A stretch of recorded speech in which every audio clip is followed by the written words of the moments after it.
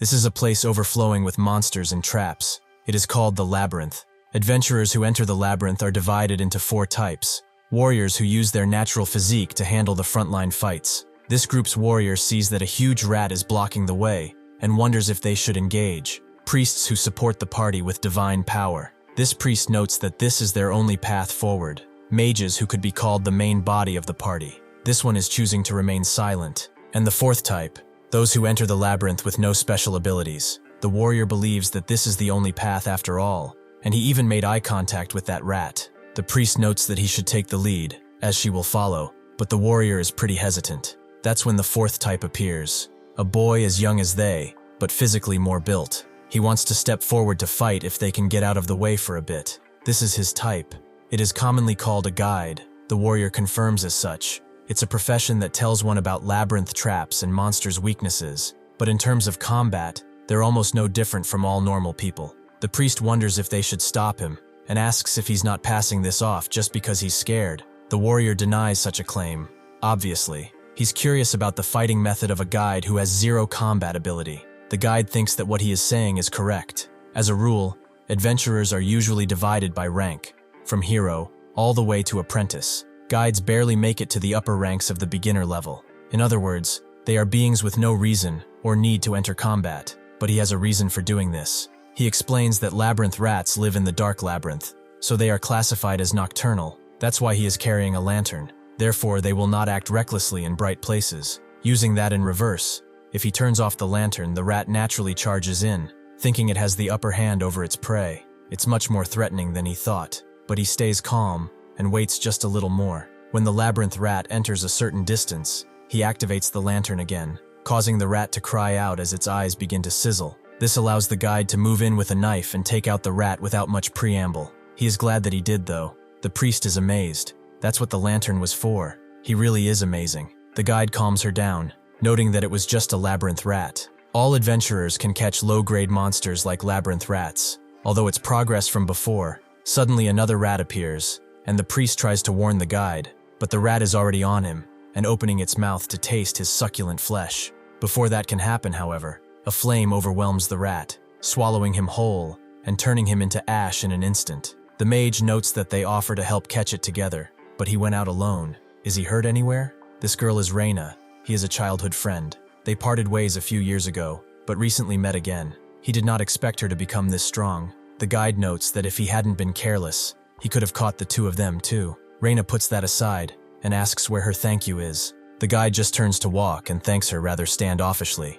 As he sits down somewhere, Reina approaches and taps his shoulder, asking if he's okay. He has seemed a little uncomfortable since earlier. Is there some sort of problem? Well, it is strange that he is working as a guide in the first place. Why is someone who wanted to become a hero a guide? Could it be because of the incident back then? The guide remembered that incident, as it's something that he could never forget. His childhood dream was to become a hero. However, on that day, the day the village was attacked by those vile monsters, he realized he rushed out to save people. However, being weak, he could not do a single thing. He couldn't become the hero he dreamed of as a child. Unable to become a hero, he ran away to become a guide. That's basically it. Reina notes that it really was because of that. But why did he catch the labyrinth rat alone earlier, even though he realized he was weak? The guide explains that he has a goal he wants to achieve, and for that, he needs strength. Because if one is weak, they cannot do a single thing, and he cannot remain weak forever. Reina smiles fondly, and says that since they talked and rested,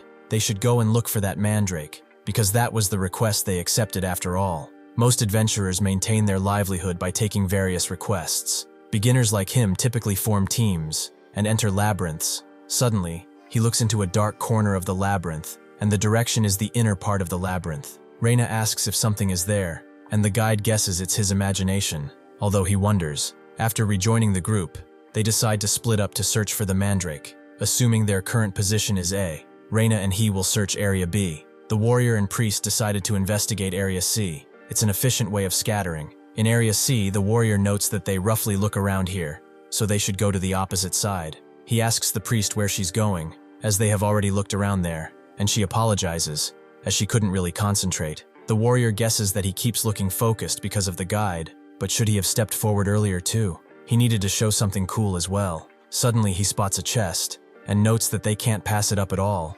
The priest is a little scared, however. It might be trapped, so they should ask the guide for help. The warrior immediately gets annoyed. That damn guide. They don't need a guide in the first place. He can handle this much, so she should just watch from there. The priest agrees, wondering about the mandrake. In Area B, the guide smells the soil, with Reina asking what he is doing. He explains that mandrakes have a distinctive scent on them, so one can locate them through the soil. She notes that's a very guide-like method, and thinks about it before unleashing some magic onto him. It is sensory magic. It amplifies his senses for a certain time. Will this help? The guide thanks her with this. They can find it more quickly. Reina notes it's not even difficult. She just felt bad for watching from the side. Because of their combined efforts, they find the mandrake pretty easily, but Reina wonders why the guide is lurking around like this. Thanks to his heightened senses, he can now detect it. It's faint, but it's a smell that gets stronger as one goes deeper into the labyrinth. A tangy, metallic scent. That disgusting smell he has smelled somewhere before. It definitely seems to be coming from around here. Reina thinks that this guy has become pretty difficult to deal with, and wonders what topic they should talk about. She asks if he heard about the story of the royal government suppressing the bandit groups. The guy has, but he heard they couldn't catch some bandit groups. Reina confirms as such, so the suppression forces are chasing after them. Rumor has it a hero is pursuing them. Then, has he heard about the merchant disappearance case? It's an incident that happened near the labyrinth. Doesn't it seem suspicious? The guy has not heard about that, but why is she suddenly talking about this? Reina says that she's doing it just in case. What if those bandits kill the merchants and are hiding in the labyrinth? Ruined labyrinths like this would be a pretty good environment for them to live in, right? Suddenly, she sees him reacting and asks why he's acting like that. Did he get scared just by what she said? If so, he should have said so. If he asks, she might be able to protect him. The guide, however, knows that it's not that. It's the smell. Reina guesses that it's because of her and the things she didn't wash this morning, but the guy tells her it's not that. It is corpses. It's the smell of corpses. They begin following it, as the smell is strongest here, and Reina can detect it as well. Sure enough, they find themselves in an area that looks like a drainage room with more than a few corpses strewn about in various grades of decomposition. The warrior continues trying to open the chest, with the priest noting that it's been a long time. Should they start looking for the mandrake? He says that he is almost done, but the priest thinks that the atmosphere here is pretty unusual. Something is definitely unsettling. Suddenly something startles her from a shadow, and she notes that they should go, but that's when the warrior unlocks the chest and begins opening it.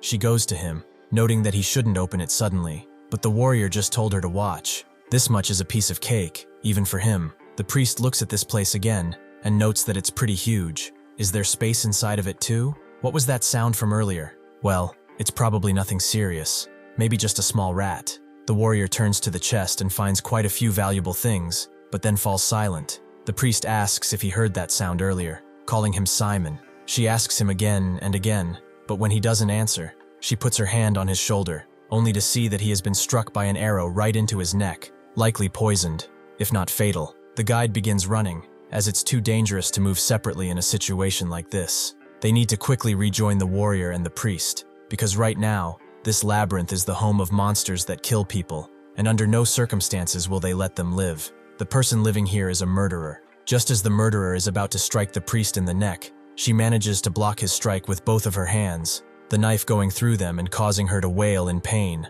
although it's muffled by the murderer's hand. He notes that they are pretty unlucky. He was just about to leave this place today, and they walked in at this exact moment. Well, he has no time to waste. He will kill them right away. He begins pushing his knife downwards. The priest doesn't have the murderer's constitution, so she can't hope to defend against it. But the guide then tackles him and puts him against the wall, causing the murderer to recoil and lose his breath. Before he can recover, the guide moves behind him and puts him in a chokehold and tells Reina to shoot. Immediately, Reina summons a magic bullet that goes right into the murderer's head. Kariel goes to the priest and uses divine power, confusing Reina. He explains that it's only for hemostasis. He cannot do anything else. It seems that both the warriors and the priests have been poisoned. They need to get out of here fast. Reina understands. She will carry one with magic. The murderer, still not dead, notes that it is impossible. After all, his comrades will be here soon. There is no way novices like them could handle them all, so they should surrender now, as he will give them a painless death. Reina just smacks him in the head, telling him to stop trying to rattle them on purpose. Here are the goods they took from the merchants. There are other belongings here too, so they must have been using this labyrinth as a temporary hideout for some time. Judging from the situation, What this murderer said about his comrades is probably true, and on top of that, he can faintly hear voices from further away. He wonders what he should do, as if he leaves these two behind, they will not survive. But could he, a guide, actually save them? He looks at a priest who begs him, but suddenly he sees a pair of hands in front of him, someone telling him not to look, calling him Kariel. It's his mother's voice that tells him that he knows full well that looking will only bring him more pain. There is nothing he can do anymore. Kariel notes that they're looking at him with eyes that are begging for help, but his mother suddenly laughs. Has he already forgotten the day the monsters attacked? How he turned away from that child who was crying out for help? He should listen carefully while he still can. He is not a hero. Saving others is the duty of the strong. He is part of the weak, with such frail arms. Who could he possibly save? So he just should pretend he did not see anything. Kariel eventually agrees. Someone weak like him, how could he save anyone? He should just pretend not to see. He is not a hero, or anything anyway. Suddenly though, Reina snaps him out of his stupor, shouting his name. She asks if he's all right, as she needs him to focus. Kariel grits his teeth, thinking that she's right. Now is not a time to waste, to linger on the past. First, he needs a way to get out of here alive, and think of a method. He thanks Reina for pulling him out, and apologizes for worrying her too. With that, he gets to thinking. Their opponents are a battle-hardened bandit group. On their side, they have 2 wounded, a mage, and a guide.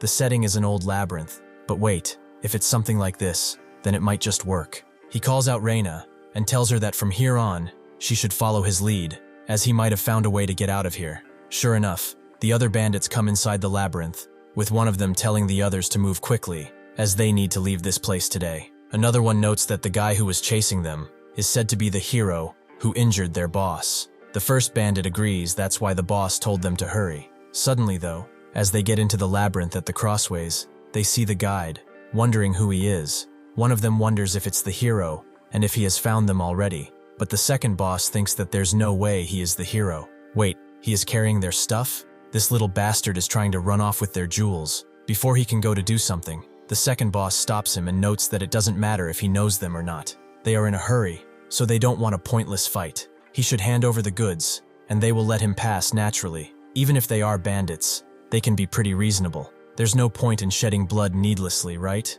Kariel thinks that it sounds like they are making an offer, but from the start, these guys are killers. Avoiding a fight is not an option.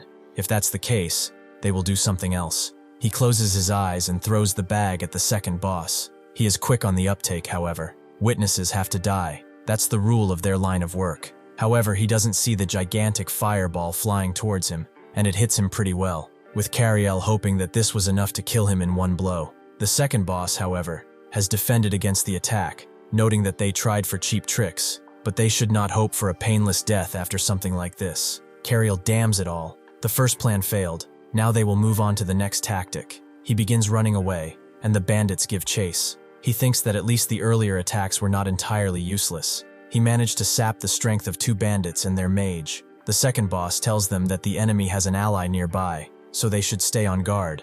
They begin throwing a bunch of knives at Kariel too. His legs begin locking up from the tension, but if he moves just a little farther to the front, just a little more, even against their mighty strikes, if he can hold out just a little longer, he will be fine. The second boss, seeing that Kariel is still running away even after a punch, tells his guy to get out of the way, as he will roast the bastard alive. Kariel knows he cannot dodge in this state, but that's when Reina appears behind them, unleashing a bunch of magic right toward the second boss. He notes that she's been annoying them for a while now, but that's fine. He wants to see if she can, but before he can finish the sentence, he sees that she wasn't actually aiming for them, and was actually blocking the entrance. So that's their game. All this just to sacrifice himself and save his comrades. He shouldn't even think he can't break this wall. He just wants to kill him first. That's all. Kariel laughs at him, catching his breath, noting that something like this won't happen. He remembers the plan he told Reina about. First, they will move the warrior and the priest to a safe zone. Then they will strike the bandits first. If that fails, they will lure them to an Area C. She naturally didn't like the plan to block off the passage in Area C. That's basically using him as bait while she runs away. She would never agree to something like this. Kariel, however, told her that's actually one part of the plan. The truth is, the more important part is this. The sensory amplification magic she used earlier. Can she also block hearing with it? The mandrake is a monster that screams the moment it is pulled out of the ground. The bandits wonder what the hell he is doing, but Kariel knows that if one hears a mandrake scream, they will experience side effects like hallucinations, nausea, and dizziness. In severe cases, it can even kill a person, but in that case, the simple counter to this is simply not to listen at all. Kariel manages to pull out the mandrake, who immediately unleashes a blood-curdling scream, causing the bandits to wail and scream in pain as well. Somewhere nearby, the hero senses the smell of battle and thinks that his target is definitely somewhere around here. The second boss mage cuts the mandrake in two, telling him to stop playing cheap tricks. But with that last attack, that bastard almost took a fatal wound too. He wonders where he went and thinks that he disappeared, but suddenly Kariel unleashes a devastating fist into his jaw. The mandrake scream effect is affected by magic resistance. That's why he takes out the mage first, and then moves on to the others. The other one tells him to wait a moment, but Kariel doesn't heed him, knocking him out. The last one charges in with a mighty punch. Kariel weaves it and puts him into the wall. Just like the other one, the brute tries an overhead strike, but Kariel blocks it and puts his forearm right in his throat. The brute immediately reacts and tries to put his thumb right in Kariel's right eye, but he dodges with milliseconds to spare. The brute only hits the side of his face. Still, it hurts like hell. Kariel grits his teeth and continues applying pressure to the brute's throat, eventually knocking him out. Now they are able to carry the two injured out of here. Kariel notes that, thankfully, it worked out well according to his plan, but that was really close. Her mana almost hit rock bottom. Well, still without her in his plan, he could have never attempted it, right? Kariel agrees that if it weren't a mage of her level, he could have never even tried it. Most of all, he thanks her for following such a reckless plan. Reina can't believe he's just taking seriously what she said, just to try to lighten the mood. He was cool today too, like a hero. Kariel just smiles, almost in resignation. He notes that after they get out of here, they should talk for the first time in a while, as he is curious about how she's been. Reina agrees it's been a long time since she had an adventure with him, and she wants to tell him more. Suddenly, a light appears as they approach the exit, but Kariel sees through the light, as there is some kind of shadow. The shadow of the bandit boss, who smiles with manic glee, clearly excited to see new targets. Kariel notices and stops telling Reina that they need to get back inside the labyrinth now, but he then feels something flying towards them. It seems to be some type of grenade, and Reina tries to defend against it, but it blows up without them being able to do anything. Kariel is knocked right into a wall, with pain all over his body. He wonders if that attack just now was a magic stone bullet, but this opponent, is he the bandits group boss? The warrior and the priest should be okay too. More importantly, Reina is in a dangerous state from using mana recklessly. He needs to get up quickly. Before he can even move, he gets kicked right in the stomach. With the boss surprised to see a guy, he just wasted a magic bullet for nothing, it seems. He doesn't have time to worry about trash jobs like this. There was definitely a mage too, however. He needs to find and kill them quickly. Kariel, even in this state, thinks that he shouldn't let him ignore him and leave, but his consciousness is getting fuzzy, even though he has to save Reina. It's no good after all. Can someone like him save people? Why does he try to save people in the first place? From birth? Or because he likes praise? Or maybe he admires the heroes? He doesn't really know. Why does he even try to get stronger? To save people? Or for revenge against the monster that got him? He said he doesn't know. He doesn't even know what to do anymore. Reina wonders if he ever needed a reason to try to save people. He is the one who always helped, even in such situations. Most of all, he wanted to become a hero to save people too, didn't he? Kariel notes that it was, but does that have any sort of meaning at this point? No matter how hard he tries, he is just a mere guide. Even if he gets stronger, nothing will change. He can never reach a mage like her, Reina. Even in his mind, he knows that she is pretty talented. After all, Kariel continues noting that only strong people can save others and kill monsters. As he trained his body and hunted monsters to get stronger, he naturally got better at it. But this is the result. He cannot save a single person. His mother was right. This kind of thing is what heroes do. Reina asks if he doesn't know what to do anymore, and Kariel agrees. He won't do anything anyway, since he can't save anyone. Reina notes that he already knows he can't pass by people in danger. Kariel sighs and asks what the proof is, but Reina just tells him to open his eyes, as his actions are the evidence. Sure enough, he opens his eyes and sees that he subconsciously grabbed the boss's ankle, who asks what he is trying to do with him. He unleashes another kick, punting him into the wall again, noting that he is already short on time. Now though, he can't even get up, so he should stay lying down like that, as it befits his position of a weakling. Kariel, thanks Reina. His confused mind has cleared up. What's important to him right now is to rescue people. The boss finds Reina and grabs her by a tuft of her hair, thinking that troublesome ones like mages need to be dealt with first. Well, since he found her, it puts his mind at ease. She seems to be trying to say something too, but obviously, she is probably asking to be saved. Unfortunately, there is no one here who can save her. Right now then, he will send her off in just one blow. Before he can unleash this devastating kick on her, Kariel strikes his side, making the boss wince in pain.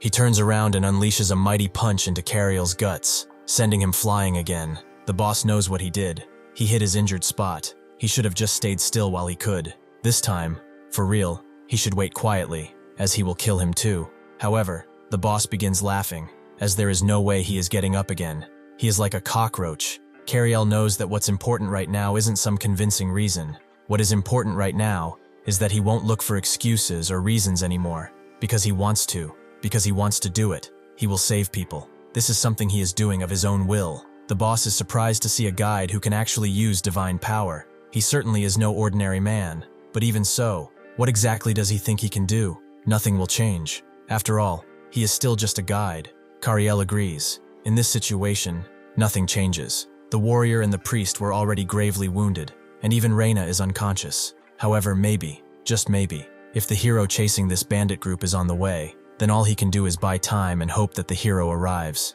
He rushes in and puts his hand behind his back, seemingly grabbing something, making the boss try to hit him, but this was a fake. As Kariel uses his other hand to punch him squarely in the face, he would use his sword, but it snapped inside his bag from the earlier impact, and with attacks like these, he won't even be able to stall them. In that case, he will have to go for something that will truly work, to wound. Before he can unleash another punch though, the boss grabs his hand and smacks him across the head before kneeing him right in the chin, causing him to almost lose consciousness entirely. The boss really hopes he doesn't think he can win just because he got a lucky hit once. Kariel, however, refuses to stand down and charges in again, gaining back his lost consciousness. The boss is surprised, as if he's honest. He has never met an idiot quite like him. This would maybe show him something more, but he is just wasting his time. He is clinging to his leg like a dog. Is he hoping the hero will show up perhaps? But he should know that he has changed his mind about this. He grabs Kariel's throat and pins him against the wall. At first,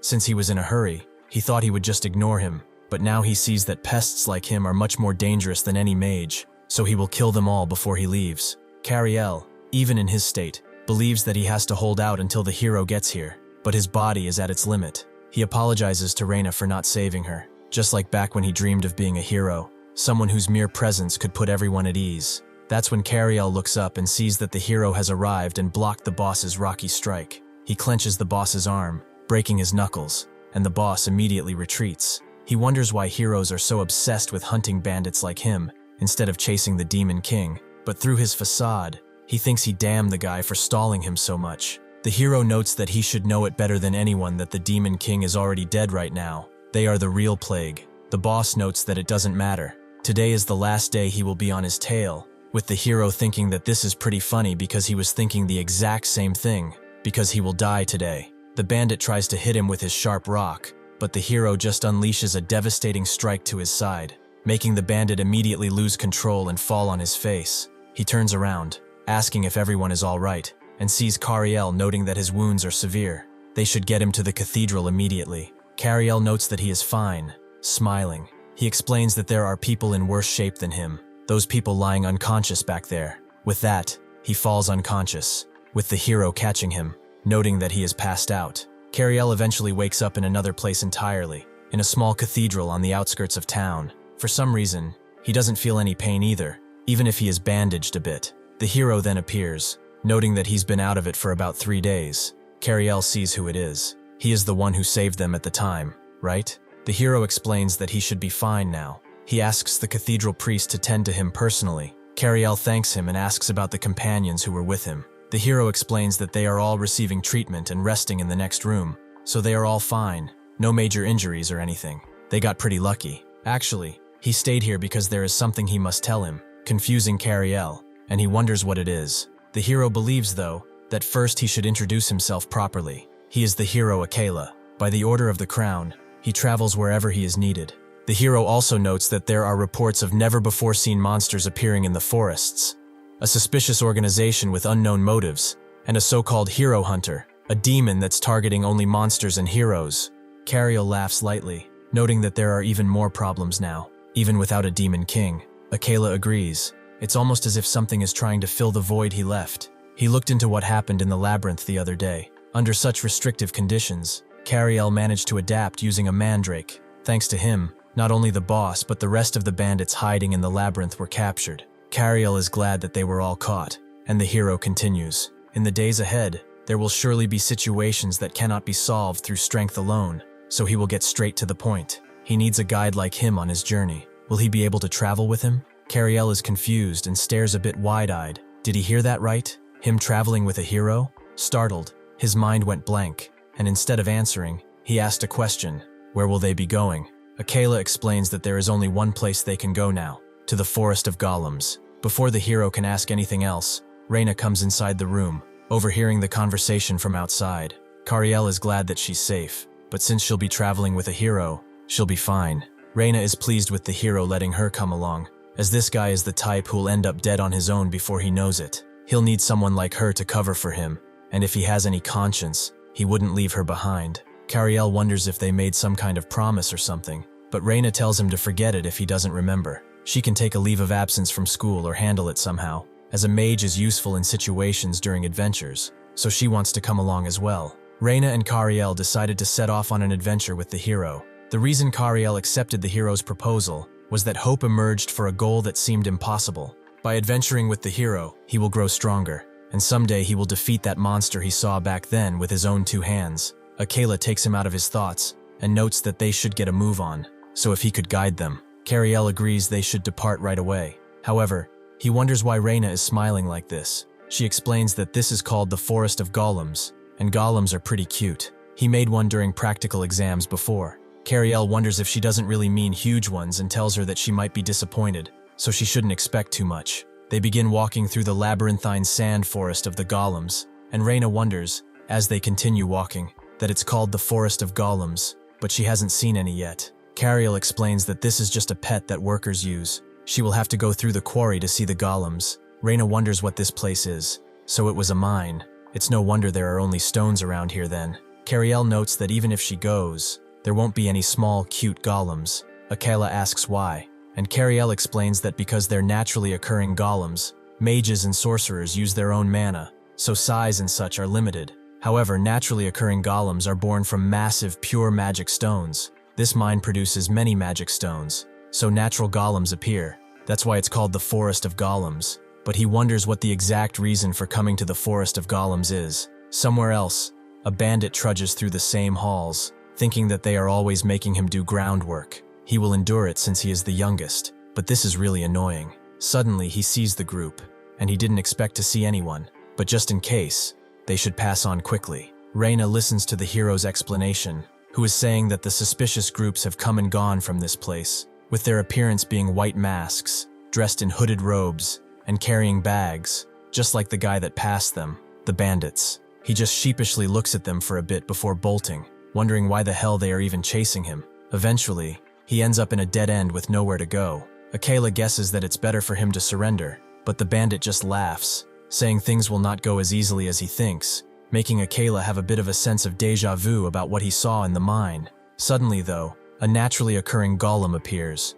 with the bandit explaining that he is the one who lured them here. Reina is surprised that the golems are so big, and Kariel explains that it's okay. Natural golems do not attack people first. Akela wonders though, is that thing asking for a high five or something? Kariel looks up and sees that its palm is open, and it's descending onto them, crushing the entire area with ease. They begin running away, with Reina noting that he said it wouldn't attack, but it's doing the opposite. Akela, seeing that it's pushing forward, plants his body down, and pushes against the golem's hand, stopping it for a bit. He asks Kariel if he can assess the current situation, and he guesses that it's the core. Someone must be controlling the golem's core. Akela understands that he will need to divert the enemy's attention elsewhere. Somewhere else, another bandit knows that the golem's right arm is being blocked by something, and another bandit tells him to attack with the left if that's the case. He turns around, wondering what those guys even are. Could they be sent by the royal government? However, seeing through the golem's eye, he sees that it was just one guy who blocked it.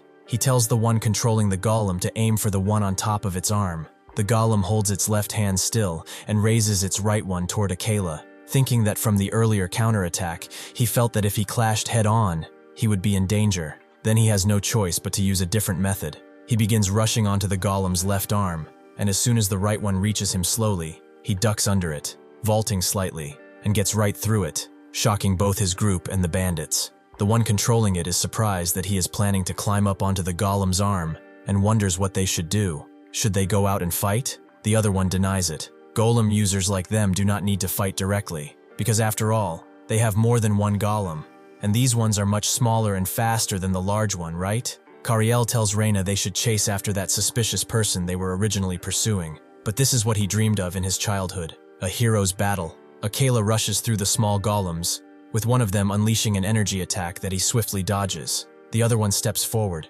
preparing to unleash another blast, but Akela grabs his sword swiftly and puts it right through the golem, taking it out. The other, more burly golem charges in with its fists, but Akela simply jumps as it tries to punch him and puts his blade right in the golem's opening, where its neck is, and slices, taking off its head cleanly and letting it fly in the air helplessly. One of the bandits inside the golem is shocked to see a top-tier golem defeated so easily. Just who is this guy? Since even the golems are useless, they have no choice but to run or hold out. Before they can think of anything more, they feel a presence, and they both look at the opening, and there they see that Akela has arrived. He was wondering where they were hiding out. It seems that they were behind the golem all this time, huh? Kariel chases after the low-tier bandit, telling him to stop and let him inspect the bag, but the bandit knows that he is just a low-level nobody. He only does deliveries, so why are they chasing after him?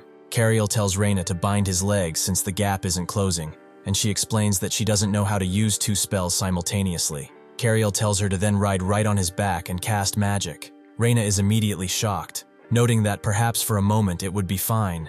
Kariel then notes that he has an even better idea. He will ride the broomstick, and she controls it. But why does she look like that? Does she have a fever or something? She says it's nothing, and the low-level bandit wonders if he shook them off after a while. He stops to catch his breath, but that's when he sees Kariel charging in on the broom like a wizard, his entire focus on the bandit in front of him, who cannot react as Kariel just charges into him and punts them both through the wall. Kariel catches his breath, but as he does so, the low-tier bandit tries to punch him. Kariel naturally dodges the punch and grabs the bandit's shirt before putting him to the ground. He tries to get up, but Kariel unleashes another deadly punch, knocking him out. After that, Kariel is glad to see that they've secured the bag, and Reina comes, wondering if he's okay, as she controlled it a little too recklessly. Kariel is glad to see her, and asks if she threw him on purpose like that out of spite, his entire shoulder aching. Reina immediately denies this, a little sheepish, claiming that there's no way she would do something like that, and clutches her arm,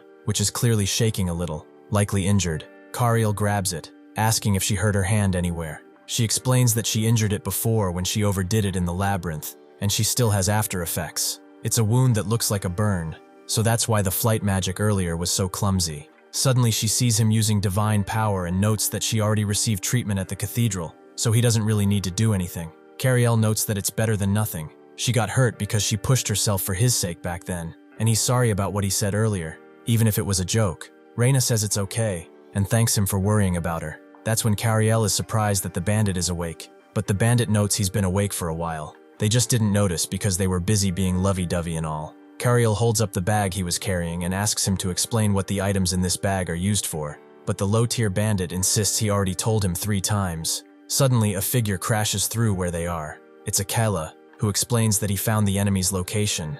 However, they're just holed up with barrier magic in an enclosed space. If they force their way through, and the enemy dies, they won't get any sort of information. Kariel guesses that it would be best to create a situation where they cannot use the barrier magic, and asks Reina if there is magic that prevents someone else from using it, like a silence spell. Reina guesses there is, but she cannot use it. Kariel looks around, wondering if there is another way, but wait a minute. This place is a warehouse used by the workers, right? They have various miscellaneous items like flour, and that might be the key. He looks at Reina, noting that when he saw her injury earlier, it looked like a burn mark. What's the reason for that? Reina explains that it's from using magic excessively. Her hands get pretty hot. Heat is generated when using magic, and even magic circles cause burns if one touches them. This is exactly what Kariel wanted to know. He can create a situation where those bastards cannot use magic. The people on the back of the golem claim that today is the day that person is supposed to come, so if they just keep holding out, they have the advantage anyway.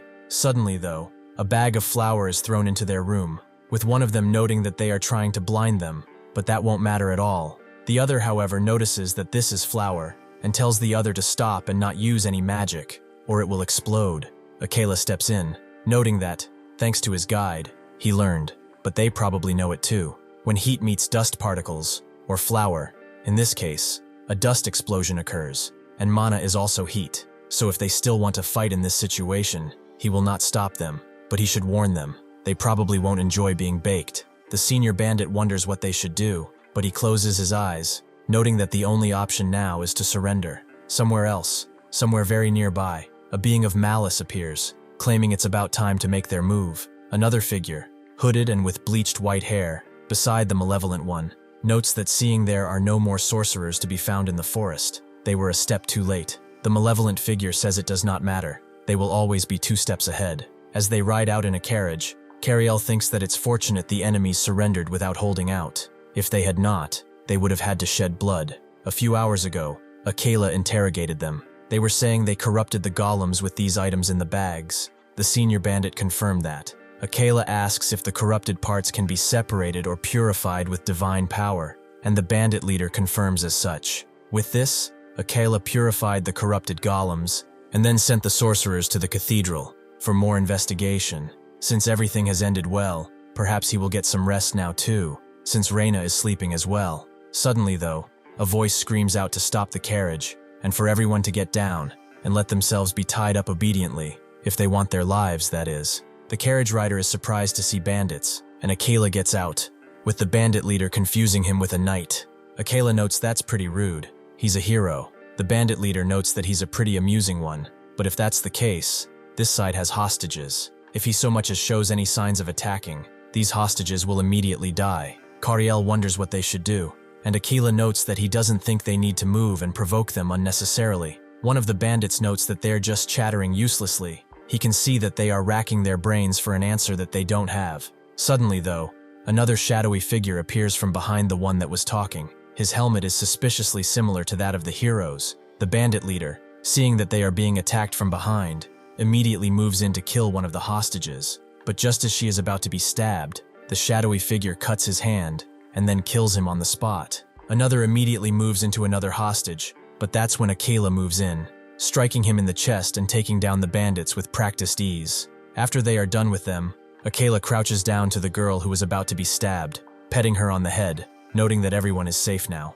Reina walks through the corpses, not liking the smell of blood, and Kariel himself has a look of what seems to be either disgust or some kind of indignation. Reina notes that they should be getting to the carriage now and leave the smell behind. Kariel agrees. But what about the hero? He sees him bowing to the 2 villagers who were taken and letting them go free towards their village. Kariel wonders where the other one went. He is right in their carriage and apologizes for the late introduction. He is a hero called Ram. He holds the epithet of Shadow. By the way, Akela helped him greatly in becoming a hero. Kariel, Reina, and Kariel also introduced themselves, with Kariel thinking that Ram was already in the carriage but to meet 2 heroes already. How fascinating it is. Reina finds something strange though. Why are there multiple heroes? She whispers towards Kariel for an explanation, who guessed she might not have known if she wasn't that interested. The hero she is thinking of is one who fights the Demon King, right? The kind of hero who is chosen by the Holy Sword. On the other hand, regular heroes are superhuman beings who receive titles from the king, or think of themselves as national representatives. Ram confirms as such. At the same time, they receive epithets matching their abilities. The reason his epithet is Shadow is that he excels at assassinations and infiltration rather than combat. Reina wonders what epithet Akela has, and he explains that he has the epithet of the Pursuer. He excels in tracking and physical abilities. Kariel also explains that it's not just 2 heroes who have them. There are epithets like Berserker, and even Grudge. Reina's brain is a little wrecked. Suddenly, too much information comes into her head, and it hurts. So, to summarize, titled heroes carry out king's orders. Holy Sword heroes aim to kill the Demon King, but both types of heroes have honor and symbolism, and their essence is basically the same. And cases of misunderstanding like hers earlier happened because Holy Sword heroes are popular due to the heroic tales of the Demon King being slain, while the activities of the titled heroes can't be known well, unless one looks at them directly right. Akela notes that she hit it in the bull's eye. Kariel notes that he would like to see all the heroes at least once. Ram notes that he is lucky. Then, he might see them in the future because all heroes will be active in the upcoming Holy Sword recovery operation. Kariel is surprised to hear this, but a Holy Sword only appears when a Demon King is born, right? Reina wonders if a Demon King will appear soon. Ram knows he messed up because he let out too much information. Ram sheepishly tells them that it's a joke. He swears on his name as a hero, and begins laughing pretty shakily. Both of them wonder why he is so strange. Akela asks what he is doing right now. Anyway, he was going to speak slowly because he was worried they might have misunderstood, like just now. They don't need to worry about a Demon King appearing again. Kariel knows this too. The Demon King is already dead. Thinking too deeply about it will just cause a headache. They should just focus on what's ahead, right? They arrive at their designated spot, with Kariel asking what this case is about, and whether it is related to why they joined up with Ram. Akela confirms that the case they will face this time is a series of disappearances occurring inside the forest. This forest is shrouded in a deep darkness, day or night. For that reason, they joined up with Ram, who is accustomed to darkness, so they should go to the village that requested help first, and then move out. As they walk, Reina sees Kariel stopping, and asks why he's not moving. Kariel wonders about the disappearance case. The disappearances are probably the work of monsters, right? He didn't figure something out or anything. But the enemies they've met were first bandits, then sorcerers, and now robbers. They've been facing only people instead of monsters. Is it just a coincidence? Reina asks why it matters in the first place. Solving the case is what's most important. Why is he worried? Guides aren't particularly needed when dealing with people. They cornered sorcerers easily thanks to him. Kariel agrees, and begins following her, but wonders what he is worrying about since earlier. There's no way people would do such things in a dark forest like this. This is probably the work of monsters, probably? No, it definitely is. They make their way towards the village, which is pretty dilapidated looking and sad, considering the sun does not shine there much at all. Suddenly, the village residents appear with the elder shaking hands with Akela, thanking him for his hard work coming such a long way. They should rest for today as they've prepared rooms for them. Akela shakes his hand, and notes that they need to move as soon as possible, so they will just do a simple investigation for today. With that, he and Ram begin writing on parchment with the first person being a woman. Ram tells her to give them a brief self-introduction, and she explains that she is Nora. She worked at a restaurant, and has a son, or had one. He went missing in the forest 2 days ago. Ram asks if she could explain the circumstances of the disappearance, and after standing still for a bit, she tells them that exactly 3 days ago, when they were passing through the forest, knowing that this forest has had a series of disappearances over the past few months, she was holding her son's hand tightly as they passed through. However, even though she was holding his hand for sure, the child disappeared. Akela asks if he suddenly just vanished from her eyes, and Nora notes that, more precisely, she thinks she lost consciousness after hearing some sound. When she came to, the child was gone. It was a pretty weird song. It was like a monster song. On the other side, Reina and Kariel do some investigation too, interrogating one person. This village's name is Mark. What he would know about this situation would be when he entered the forest to look for a missing person. He wandered around the forest all day but did not get any results, but he did see at least part of the monster's face. Surprisingly though, he explains it had a snake's tail, and definitely the legs of a chicken. After getting information, Reina and Kariel know that after cross-referencing their findings, they roughly figured out what the monster is. The monster is definitely a basilisk, says Reina. A siren, says Kariel.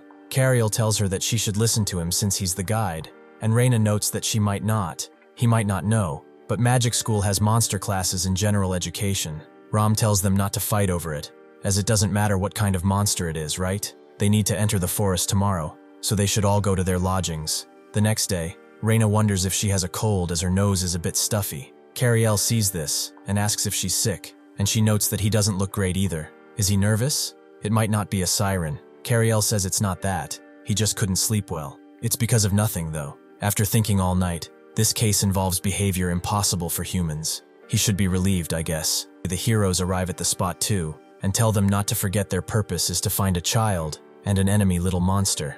With that, they will be going inside. After doing so, Akela explains that they will split into groups from here. He and Akela will be going right, while Reina and Kariel will be going left. While they continue walking, Kariel marks the places they've investigated, so they can tell where they've been. Akela tells Ram that there is a faint smell of blood in this forest, but the direction is pretty ambiguous. Ram notes that they should look for the lake first. Can he tell which direction it's in by the blood? By the smell? Akela does point him to it, and Ram jumps in, noting that he will check it first. Ram has the ability to interact with shadows. He can also travel by riding shadows, so this is pretty fast for him. He knows full well that for a siren to exist, there needs to be some kind of body of water, but it seems that this lake is almost completely dried up, with only a few drops of water left in it. After a bit more looking, Reina gets bored as they've been looking up and down, but nothing's come up. Kariel agrees. They've been looking for quite a bit, but there is one place they have not searched yet. That would be up there. The trees in this forest have such a huge circumference that even the branches are pretty enormous. Countless branches intertwine and can even form a complete other layer. So, this is why the forest is dark, and there are claw marks on the bark of the trees too. This looks like the traces of a basilisk climbing up a tree. But who is going to climb up and investigate? He looks at Reina, who already knows what she needs to do, and goes on her broom. Kariel tells her that she can calm down if she is scared, but she says it's fine, even though it's scary. She sees a gap through the layer, and notes that she should investigate it. She grabs it and makes her way through it, but then sees something that looks very similar to a corpse head.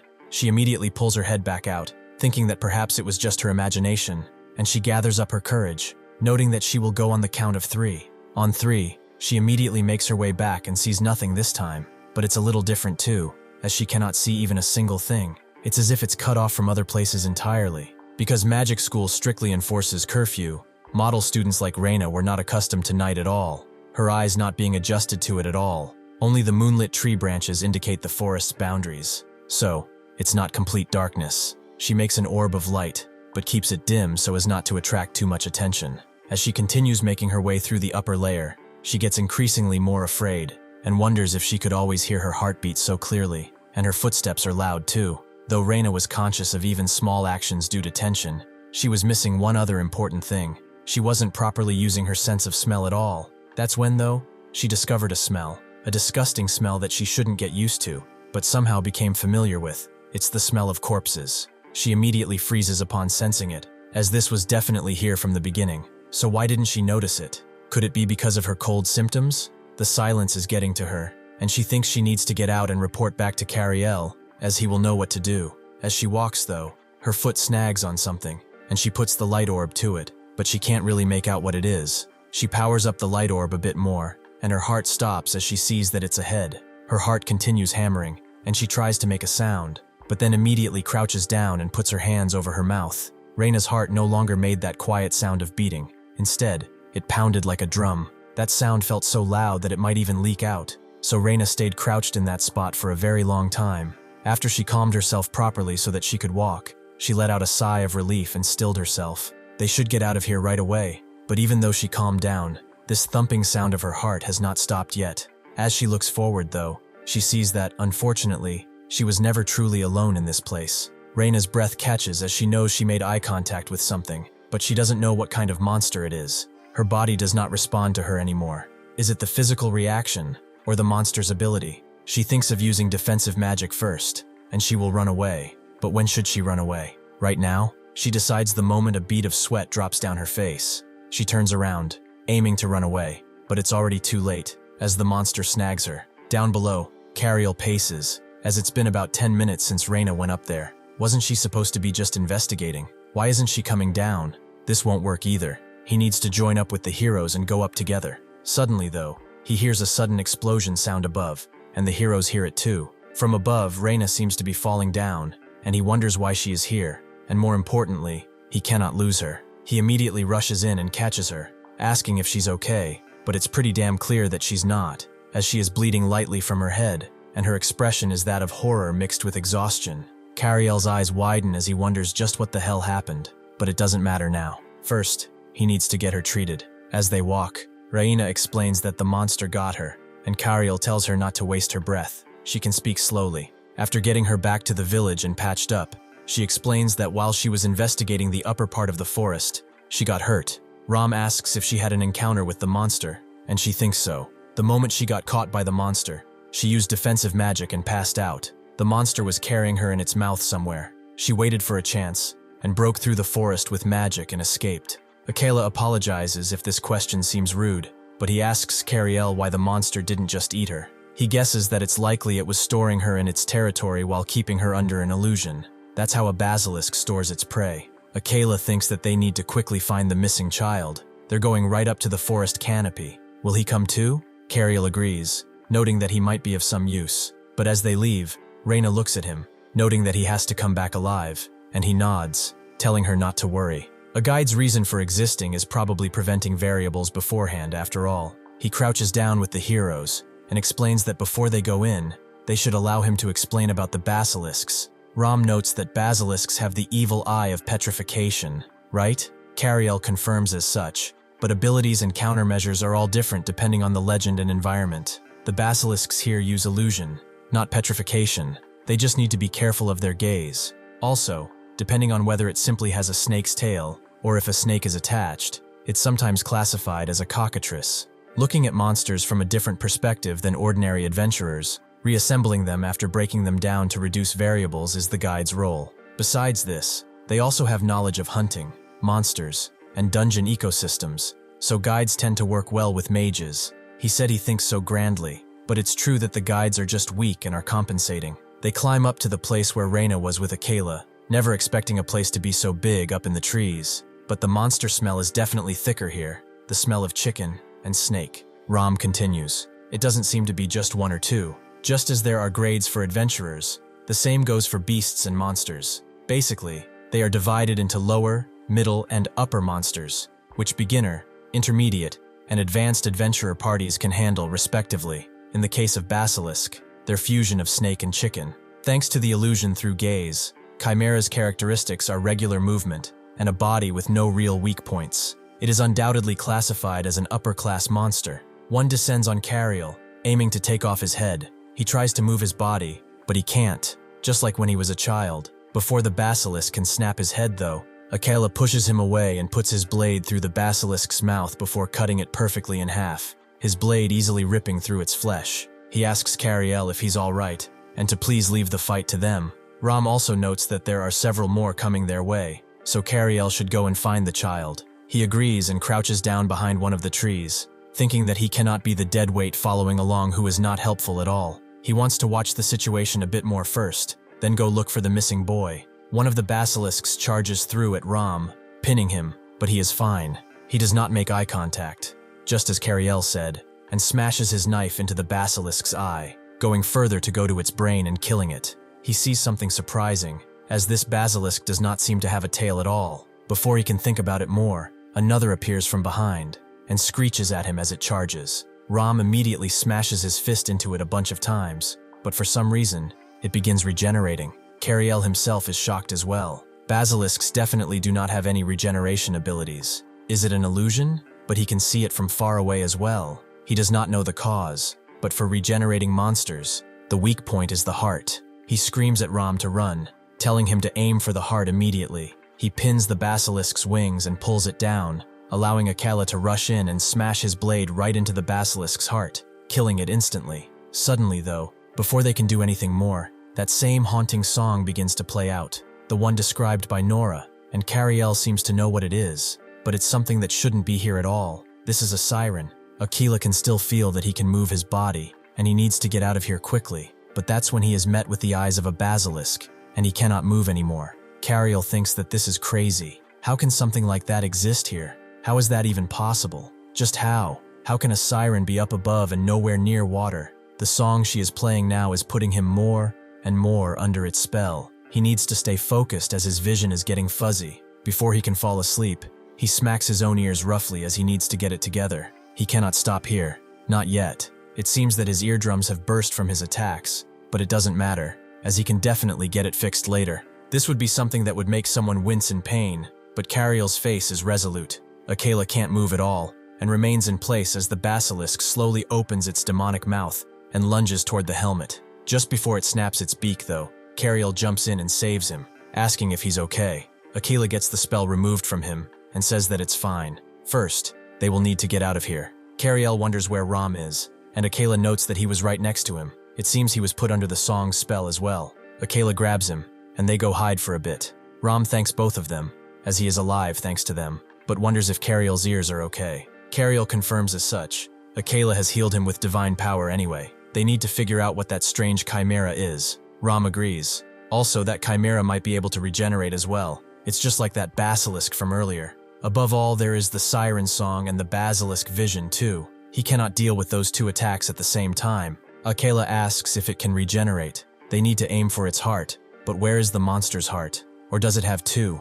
Kariel thinks about it. The heart should be somewhere in the middle. Basilisks are a mix between a snake and a chicken. But the main body is definitely a chicken. There is no way there is a heart in the snake part. But if it's a siren basilisk fusion, which one is the main body? But is that even possible to begin with? Even earlier, weird stuff happened with the golems as well, right? So there might be a way to solve this just like before. If he thinks about it a little more, just a little more, he is definitely missing something here. It's something extremely basic. Akela notes that they should leave the thinking to the guide and come up with a plan. Ram points at the map because, looking at it, to reach the siren, they have to pass tons of basilisks, so they probably can't withstand all those mental attacks at once. One person should be bait to buy time, and the other should target the siren.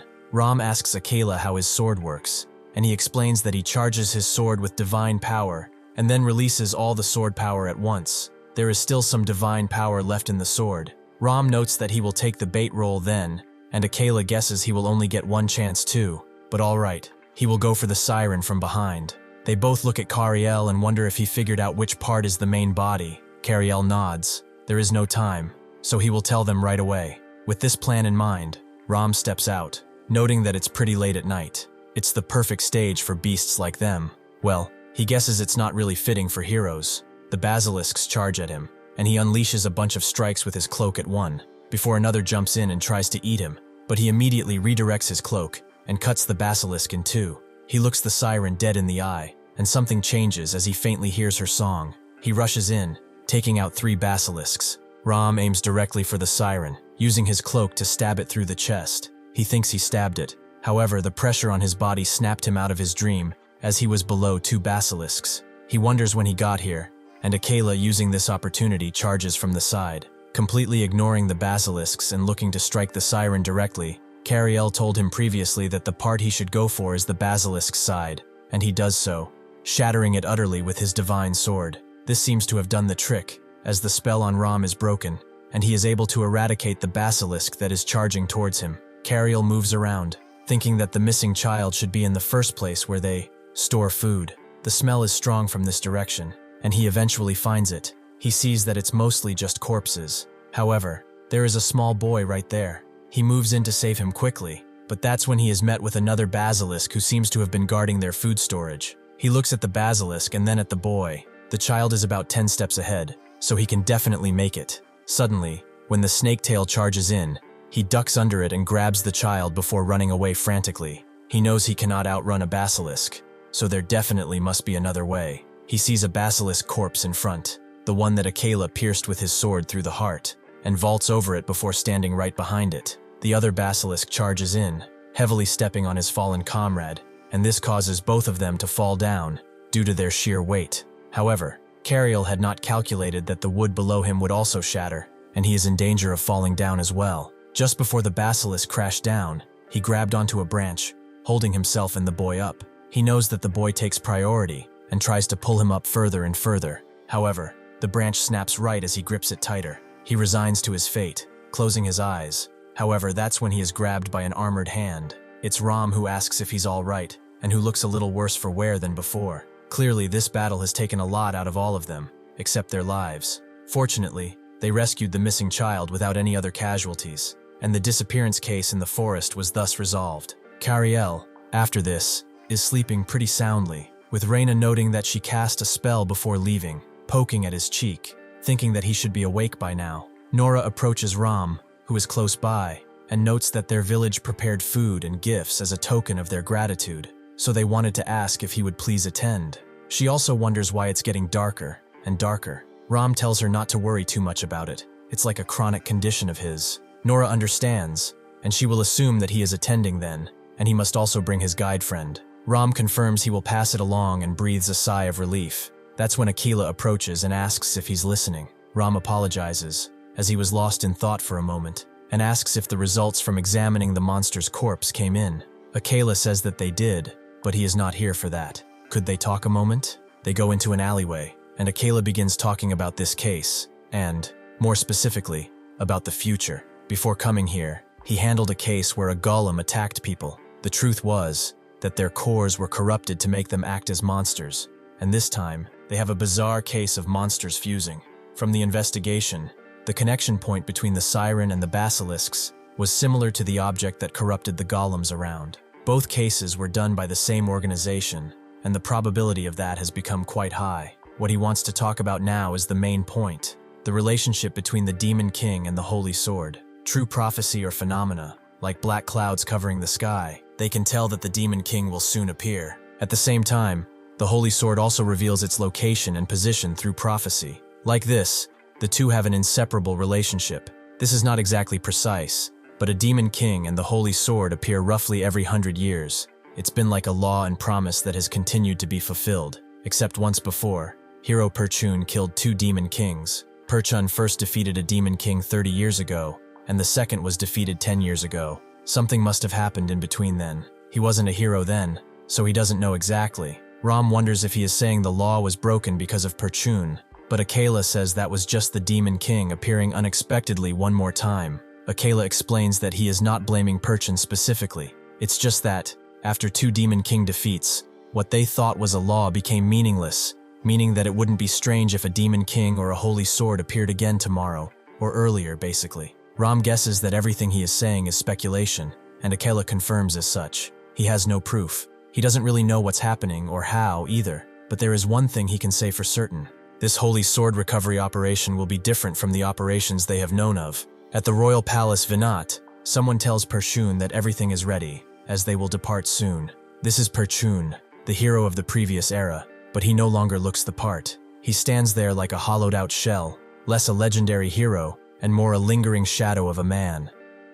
Ram goes back to the inn, thinking that he suddenly has a lot more things to think about, like the Holy Sword recovery, and the bizarre monsters and such. Suddenly he meets with Kariel, who is awake. He asks how he is feeling, and Kariel notes that he is good. The heroes did all the work after all, so what did he do? Ram notes that it is so, making Kariel fall silent. Ram emphasizes that he was joking. They couldn't have done it without him after all. After that, they both laugh off the awkwardness, and Ram wonders if it's okay if they could have a little chat. Kariel confirms as such, and Ram takes him to a nearby restaurant. After they sit down, Ram notes that he has been wanting to ask something. He is just curious about it. When they caught that siren, why did they have to target the basilisk specifically? Kariel notes that they were in a rush, so he did not get to explain. Thinking about it, it was a pretty simple problem. The part where chimeras do their biological activities is the main body, but there is no way a siren that breathes through its gills could be the main body in a forest with literally no lake. Ram understands. If he thinks about it, it really is a pretty simple problem. Kariel notes he was just lucky he was right, but he also wants to ask a question if he could. When he dealt with those bandits before, when Akela was greeting people, he went into the carriage. He wondered if he was shy, but that did not seem to be the case,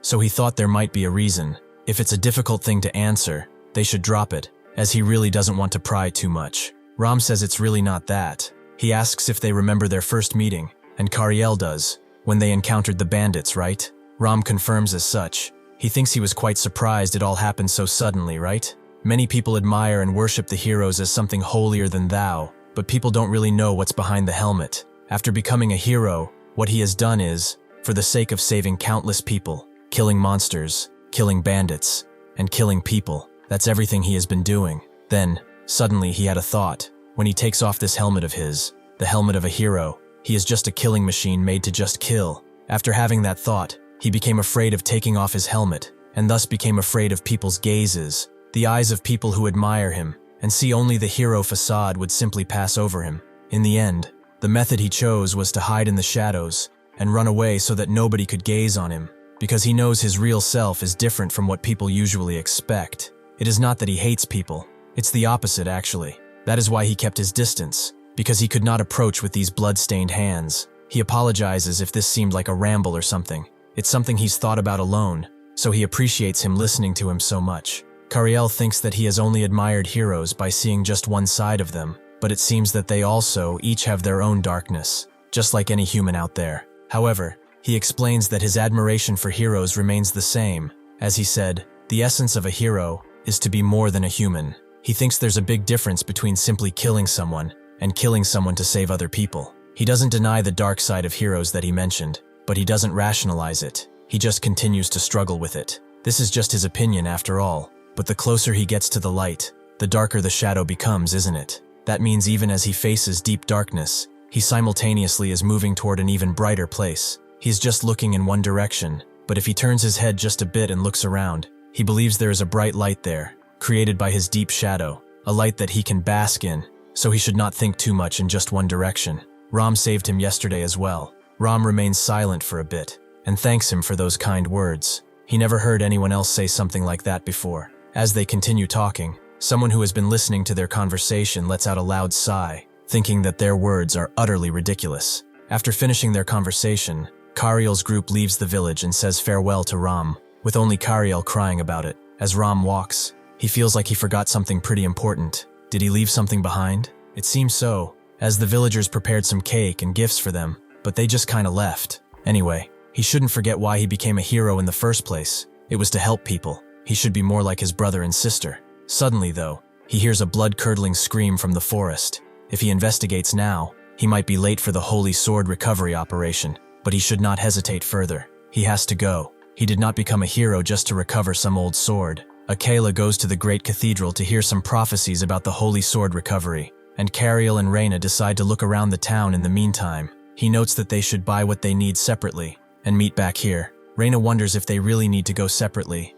and she looks at him, remembering that he was the one who carried her to safety. With a small blush on her face, she thinks that if he is okay with it, they should go around together. But Kariel is already absorbed in a magazine store, asking if they have any hero-related ones. Reina just throws her hand in the air. This guy would be more interested in heroes than in anything else after all. Kariel picks up a magazine and begins reading. Hero Pertune, giving his holy sword to his disciple Asanya, was quite a while ago. He then stumbles upon an article on the Holy Sword recovery prophecies about holy swords. They are divided into two parts. The first prophecy tells people that a holy sword will appear. The second one tells them where the holy sword will appear. Heroes received a second prophecy at nearby cathedrals and go to the location that matched the prophecy. Once they recover the holy sword and return it to the royal government, the operation is considered complete. Just as he thought then, the next one is about Pertune, right? Just then, the figure who had listened to his and Ram's conversation steps behind him, seemingly approaching.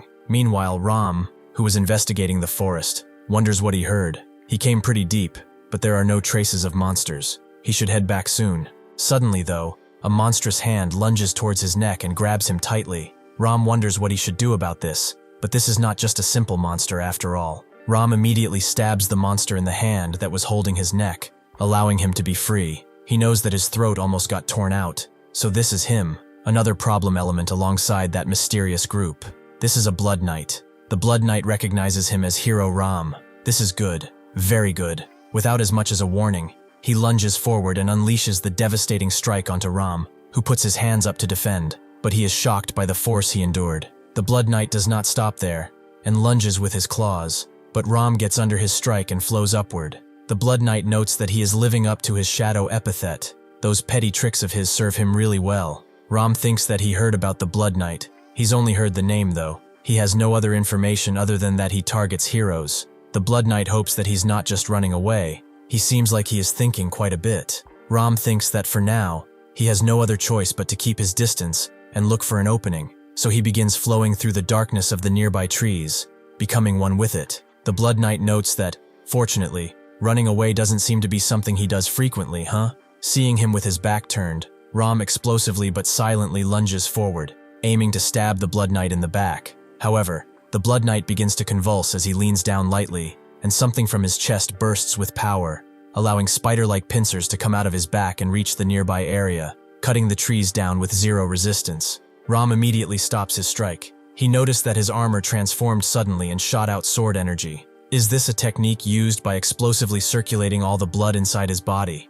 If he waits for an opportunity from far away, he will get caught instead, so he can't avoid a frontal battle like this. The Blood Knight notes that he cannot use his little tricks any further. He should not think it will be over if he runs away either. There are several others who can take his place after all. Ram tells him not to worry about something like that. He just threw away the idea of hiding and leaving a few hours ago after all. The Blood Knight grins. He wasn't expecting much from him in the first place. Then, he will become a trophy worth bragging about. Meanwhile, on Kariel's side, That strange person from before asks him if he likes heroes, and Kariel confirms that he does like them a lot. Isn't it harder to find people who don't like heroes? The person notes that they don't personally like them, and Kariel asks if there is a reason. It is because reality is different from what they thought. Kariel doesn't really understand what they mean, and the person notes that they will answer with a question. They point him in a direction, and note that those children there are playing in the clearing. At first glance, they seem to be playing together, right? A child with nice clothes who grew up in a good environment and is loved by everyone is at the center of the group, while the child with dirty clothes and a skinny appearance is the one separated from the group. If a situation arose where he could only save one of them, who would he save? Kariel seems a bit stunned by the question, but then very confidently says that he would save both of them.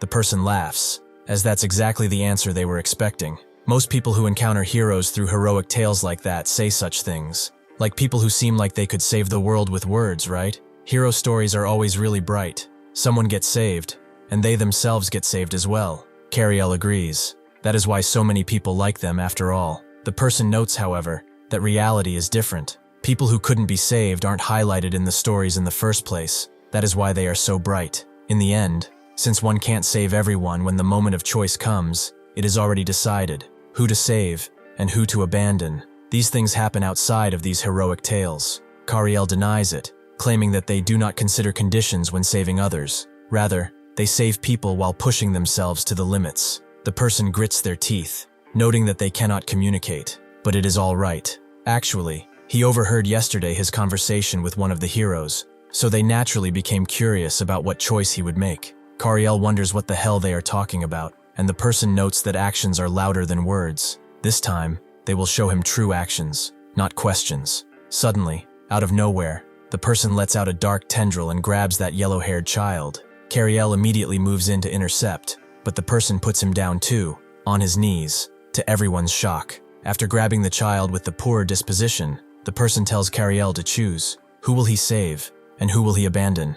Now they can finally communicate a bit, right? Can he feel even a little of the reality they were talking about? Kariel pushes himself, wanting to move, but then Reina comes, noting that she has to save both, after all, and unleashes a magic circle right under the mysterious person. She didn't know that such words would come from her mouth, but she guessed it rubbed off on her from that idiot they are pinning down. With that, she unleashes a devastating strike on the mysterious person, aiming to make them let go of their hostages. Sure enough, it works, with the person now on their knees. Steam and smoke are coming out of their body. Kariel immediately moves, despite having been incapacitated moments before, taking out his knife and rushing in. He tries to strike the person and manages it, but Kariel sees something shocking that he doesn't understand. This guy is regenerating instantly without using holy power or healing potions. It's just like the basilisk. Before he can think further, the person snakes out their other arm and hits him in his side. At the same time, Reina tries to unleash another magic attack, but suddenly a bunch of dark tendrils appear from the ground below her and hold her in place. The stranger grabs the poor child in their hands and begins running away to the forest. He immediately thinks of chasing, but Reina stops him, wondering if he really is planning to chase after them. Kariel confirms as such, as they have a kidnapping on their hands, but Reina tells him to calm down. They cannot handle such an opponent like that by themselves.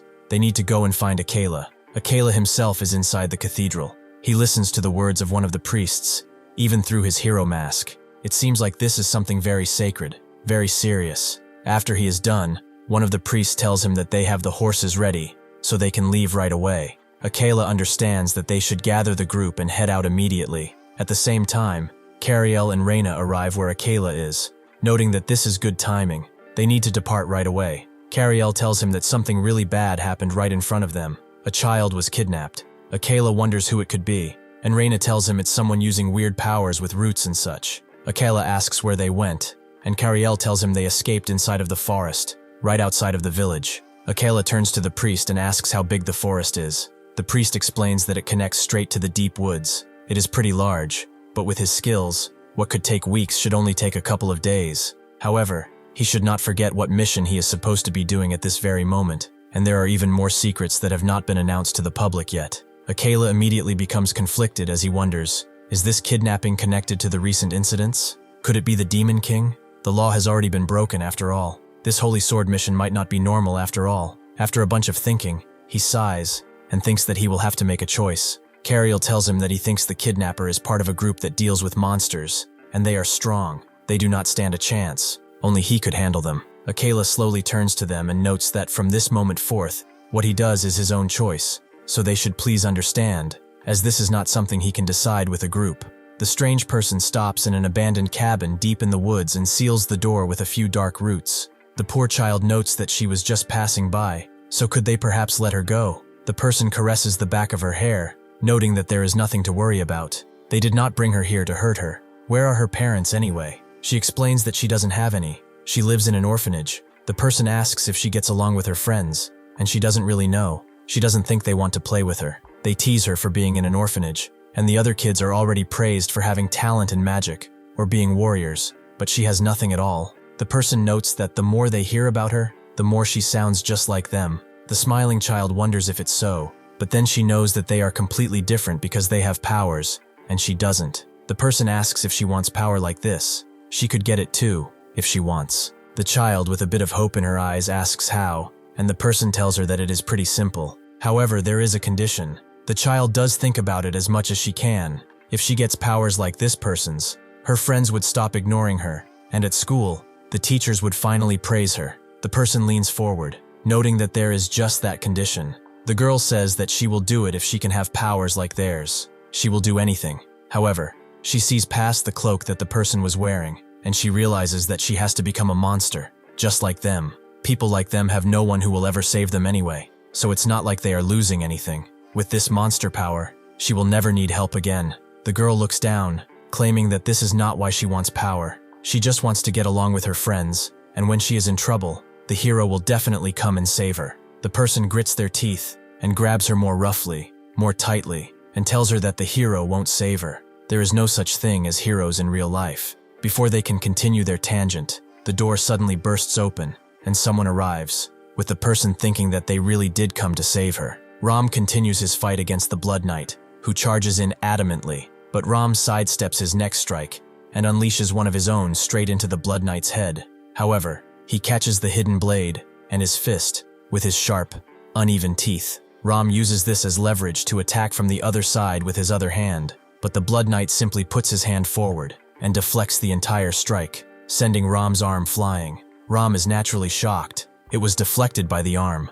Or just what kind of abilities does this guy have? The Blood Knight charges in with another strike, which Ram dodges, but his arm suddenly transforms, ripping some of his cloak off as sharp tendrils shoot out. As Ram takes another step back, he is blocked by something, and in this 1-second mistake, the Blood Knight finds his opportunity. He arches his clawed hand upward, slashing Ram's cloak and helmet, and then uses his foot on the foot that got stuck, and breaks it before unleashing another strike with his right hand. Such a devastating strike that it rips off Ram's helmet and most of his cloak. Before starting this fight, he had a vague feeling that what awaits him at the end of this fight is nothing but endless darkness. He did not know who the several others the Blood Knight mentioned were, or why they are doing this. Is this all he can do now? Just pray? Then may light always be with his family, his friends, and all those who stand against evil. And may the light be with that boy until his very end. With a loud crunching sound, Ram's life comes to an end, as brutally as he has killed others. Back at the cabin,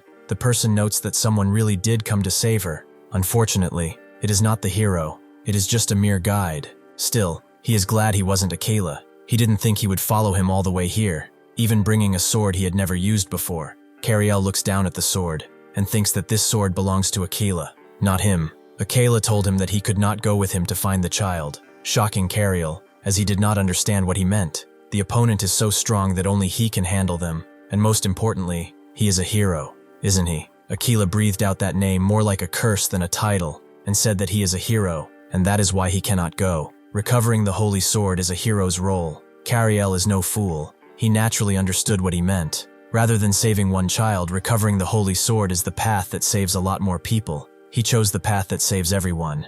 Does that mean he has to make a choice to save only one side, like that bastard said? No, he could not do such a thing. He agreed with Akela. They don't know what variables might occur during the holy sword recovery, and recovering the sword is the hero's role, so he will go and save that child. He turns around, telling Reina that he is going, and the priest told Akela that this child seems to know quite a bit about the holy sword recovery. He should be careful about what he shares from this moment forth, and they will handle finding the child anyway. Before he left, Akela told him to wait a moment and gave his sword. Kariel did not want to take it at first, but Akela told him not to worry about it. He can recover his blade from anywhere, and he will tell him the prophecy. The prophecy is, at the highest place where eyes meet the mother of monsters, there appears what pierced her child. Kariel closes his eyes a bit, remembering these words as if they were scripture, and asks the person why they kidnapped the child. The person notes that it is not kidnapping in a dictionary sense. They are giving her a choice, aren't they? Kariel tells them that they are a monster pretending to help the weak. Are they trying to make that child become a monster just like them? The person wonders why it matters whether they are a monster or not, if they can save those who are outcasts. Kariel tells them to shut it, as he has had enough. If they really cared about the child, they wouldn't have chosen that method. This is just forcing their values onto them. Is he wrong? The person sighs, noting that everyone has their untold stories, right? Kariel refuses. They are just a monster, in thoughts and actions.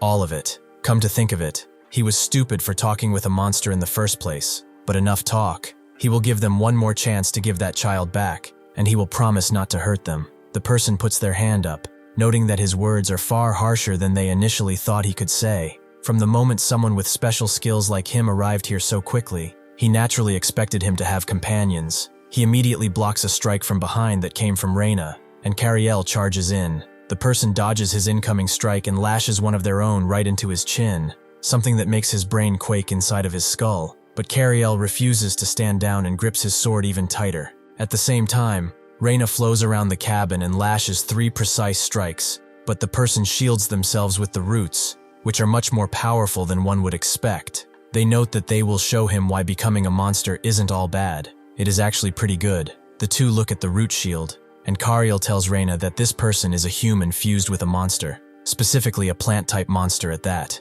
First, she should focus on using fire magic. After that, he will guide her based on the situation. She agrees, and Kariel is glad she's so quick on the uptake. Then they should go. They begin charging in, with the person unraveling the root shield and putting it around the small girl before taking the roots themselves and transforming them into a deadly serpent-like monster that recognizes its enemies instantly. The beast charges in at Kariel and Reina, but Kariel sees that its target was not them. It was actually the space around them, as it begins shooting thorns. Kariel defends with his blade, and Reina with her magic before unleashing a pretty powerful fire spell onto the root monster, but she is surprised to see that it barely has any effect, and the beast keeps overwhelming them. Is this person going easy on them, or do they have some kind of scheme?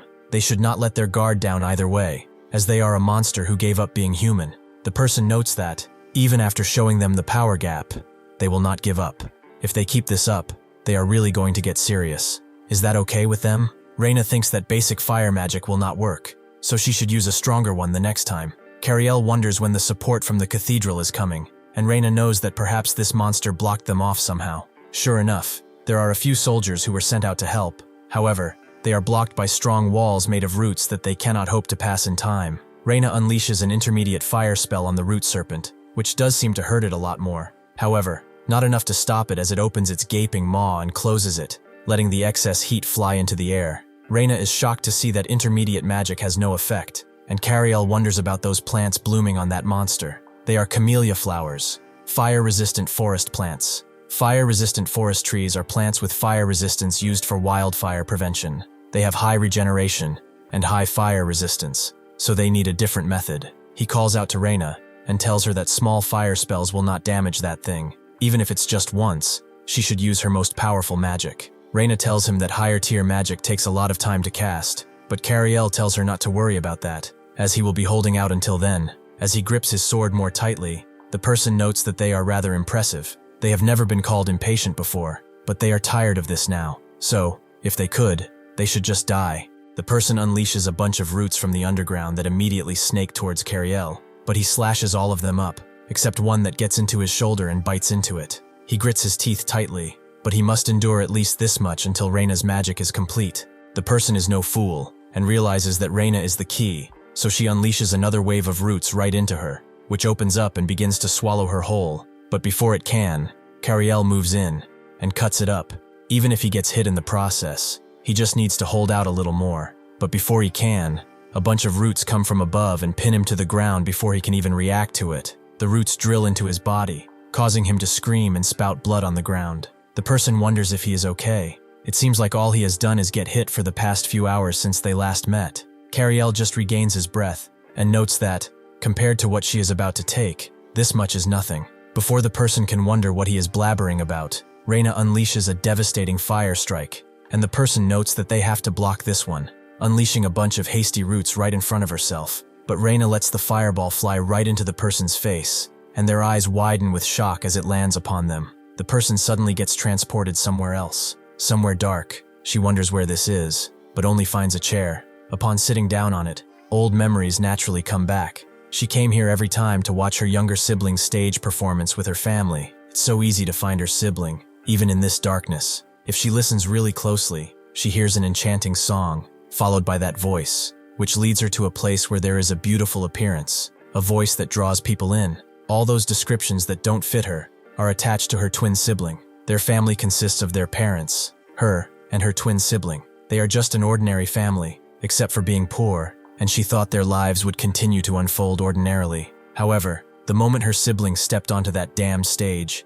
everyday life began to change little by little. They moved out of a house as one would find in a shanty town and into the city. Her quiet school life became filled with noise, but even until now, she really didn't understand how great her sibling was. Others describe her sibling as if they transcended the realm of humanity, but in her memories, her sibling is the kind of kid who would clench their fists and sweat profusely while intensely listening to hero tales, extremely innocent. At one point, their mother told them to listen well, as this is an unbelievable opportunity that just came at their doorstep. A nobleman of great standing in the royal government has arranged a stage for them. If this goes well, they might even become nobility. So can she do well? Her sibling promised to do so. As they hugged each other and said they loved each other, she just watched, surprised that a letter came from a nobleman. Her sibling really is amazing. Her sibling gets recognized like that, but she is pathetic. The truth is, she had been denying the influence her sibling had to some degree. If her sibling shines this brightly, it feels like she wouldn't be needed in this household.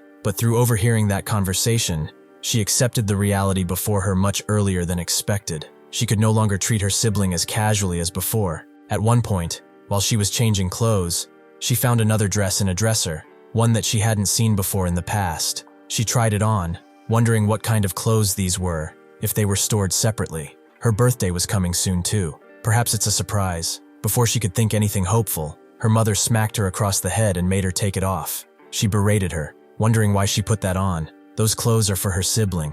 On top of that, she's been under so much stress lately, and she hasn't been helping at all, playing around like a fool. Under her mother's constant berating, she could only offer half-hearted apologies anyway. After the smack-talking session, she walked through the house thinking that this is the first time she's seen her mother so angry. She should apologize to her sister too, as she's kind and will forgive her. Suddenly though, her younger sister appeared, having heard everything, and the older sister naturally apologized. The younger sister said it was fine. She has a lot of clothes anyway. The younger sister wonders why their mother got mad at that. Their mother has been sensitive lately, so she should understand. Would she want to go see a play together? It's a hero tale about a hero saving a princess. The younger sister immediately denied it and began walking away, noting that she has to go to practice. Who watches that kind of stuff anyway? This naturally put her even more down, as she saw everyone slowly begin to change. Was she the weird one for staying exactly as she was? She thought she wouldn't cling to heroes that only exist in stories, because she had someone who was more like a hero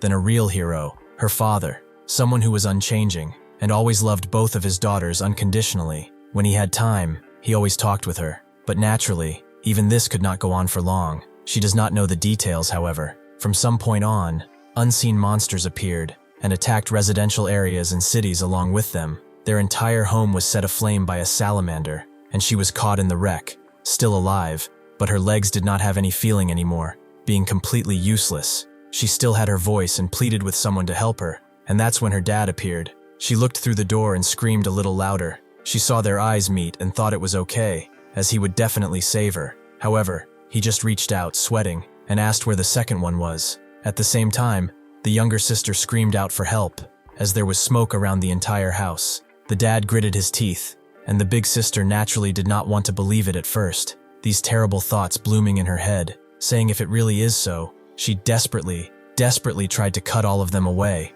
but reality soon crashed down on her. It cannot be. It's not like that. He was just confused and asked. Next time she would listen better. All she wants is to be saved. However, Her father had just left, and the big sister put her head down. This was a lie, all of it, and she continued pleading with someone, anyone, to save her. But nobody listened as the house continued to burn down, and that thought, that seed of corruption, spread to her mind. Why did her father ask for the second one? She does not know the reason.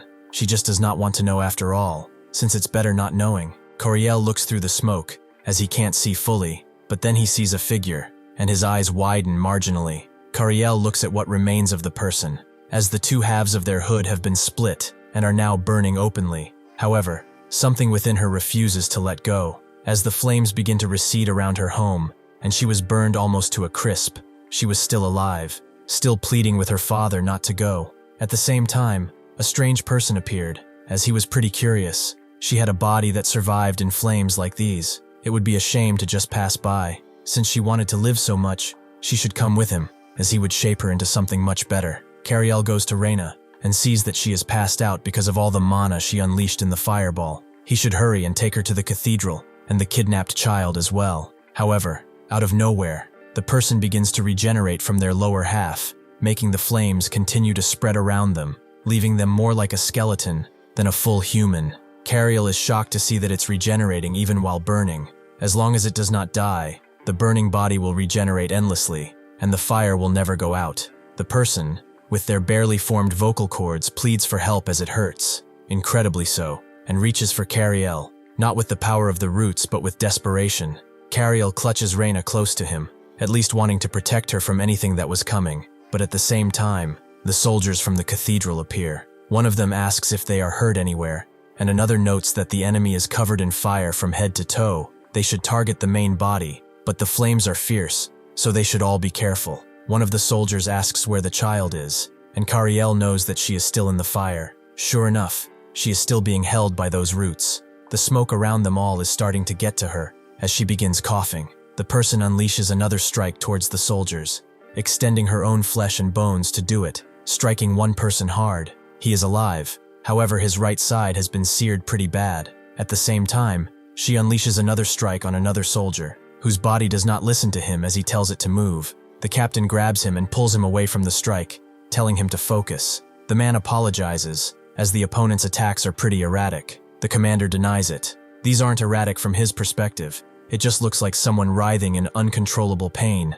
The commander strikes right into the person's body, but it seems to have no effect at all, as her body sews back together. Kariel tells the priest that the regeneration is abnormally fast. The fire attached to its body will not go out either. With the cabin slowly falling apart, the captain gives out the order for everyone to fall back, as no matter what they do, the fire will not go out. What are they even supposed to do here? He clears his throat, noting that everyone will evacuate from this abandoned building, as staying here any longer is too dangerous. One of the soldiers wondered about the child, but the captain told him that if they cling to an opponent they cannot beat, they will all just die needlessly. They should evacuate first, then decide whether to re-enter based on the situation. A bunch of useless talk spreads throughout the burning building, all coming slowly to the realization that they should abandon it, not out of some sense of strategy, but of self-preservation. The captain looks at Kariel and notes that they should evacuate, but Kariel refuses. He made a promise and said he wouldn't make excuses anymore. No matter what happens, no matter who the opponent is, he will not back down now. The person, burned by the fire, slowly comes to, and she slowly realizes what happened. She understands because of her, it happened like this, and she can no longer save this child either. With this body, she cannot even hope to get close. Maybe someone else will. However, seeing the soldiers begin to retreat one by one, she realizes there is no one. It's just like back then. That's right. She was certain all of this time that heroes who save everyone only exist in fairy tales. So she acted to prevent people like her from appearing. She started this for the abandoned ones. So why did it turn out like this? What's the reason for all of that hatred, that ignorance? Because she's just a useless person. It's what a useless abandoned wretch like her did. But this is not what she wanted. Because of trash like her, something like this happened. She apologizes profusely to the small girl, begging for forgiveness, as this is all that she can do anymore. Suddenly though, someone sprints out. Naturally, it's Kariel who rushes through the flames, through the burning wood and the smoke, and before the ceiling can fall on the small girl, he catches it with his hands, searing the flesh and skin on his palms, but he manages to throw it away in time. The person looks at Kariel. He jumped into those flames to save the girl, This person is saving everyone just like they said. So then, really, what if this person had been there back then? She unknowingly reaches out to Kariel, who looks at her, then at his blade, and then grips it tightly before rushing towards her. But she just wonders, would he have reached out for her that time as well? Sure enough, Kariel would have. He does so now, but she doesn't understand why he is reaching out for her. Kariel wonders if she does not need help, and the person wonders if it shows she does need help. But still, her lower lip begins to quiver, and she looks down at the ground. She says that there is nothing that she's good at. Her face is not pretty either. She gets compared to her sibling every day, every hour. Actually, she is just a useless thing, a burden. There is no way he'd want to save someone like this. Kariel crouches down, having heard the whole story already, so she has many reasons not to receive help. But what about this? He extends his hand further and smiles warmly, noting that having just one reason that she needs help is enough for him to never pass her by. The person wonders if it's so. Does everything she just said really not matter? Is he really saving her? Kariel confirms as such. It never mattered. His arm is starting to hurt already. So won't she grab it? The girl, the woman, the person, never expected to see someone like this. They thought they wouldn't exist, that they were just fairy tale heroes. But a hero who saves everyone really does exist. Kariel impales her with his sword, but she just puts her arm around his, holding on, and thanks him. Kariel believed that the only obstacles a hero faced during their numerous adventures were monsters. However, he has met something entirely different now. The person thanks him for saving her from the bottom of her heart, as he is a true hero. For some reason, someone called him a hero, a girl whose nature as a monster or human remains unclear, but the words she said pierced deep into his chest, etching into his very soul. Kariel's breath becomes ragged, and he says that he is not a hero, and drops his sword. He is not a hero, so he shouldn't help others. That is what his mother often said to him. When someone was bullied, other children were calling her a monster and wondering what she eats. His mother told him to stop staring and just ignore it, as someone else would help them sooner or later. Kariel agreed, but seeing the hurt in the girl's eyes, seeing the desperation in her face, his own body refused. He promised to obey whatever his mother said, but when he saw that expression, his body moved on its own. He does not remember what happened after that, only the memory of coming home and listening to his mom scolding for hours on end. He slowly wakes up, with Reina glad to see him. She says he looked a little tired before they left. Kariel wonders if she is okay herself. She used so much magic. Her body must have been under a lot of strain, right? Reina knows that she got treated at the cathedral, so it is fine, but he keeps looking unwell. Kariel knows that it's because he set out on this journey to get revenge on monsters, and he thought only monsters would appear before him, but that monster, that girl, had a face of someone asking for help, the same face he saw when he was young. Yet even though they were making that expression, he couldn't stop. He swung his arm because he was scared of the flames before him, so he just kept swinging the sword in his hand. He didn't want to do that. He really didn't. He never meant to. It just always is like this with him. Why does this always happen? Why doesn't he ever have a choice? He's always just been dragged along to stuff. Reina tells him that it's not his fault, and Kariel clenches his fists, claiming that in the end, that person called him a hero. He gave up on being a hero a long time ago, so why would it have been different if he really were a hero, as they said? Everything would have been so different if he were strong like a hero. His friends, the village, his parents. He was sure he'd given up on this foolish dream of his, even though the possibility is lower than dust coming through those cracks. No matter how much he thinks about it, he couldn't give up. After all, as he thought, he wants to become a hero. They are now both heading towards the labyrinth Echidna, the location from the prophecy Akela told them about, the highest place where eyes meet the mother of monsters. The mother of monsters is the Echidna, and the highest place must mean the top, very top of the tower. There are checkpoints they must pass through to reach the labyrinth. They happened upon one of the checkpoints, and Kariel points out that tower behind it.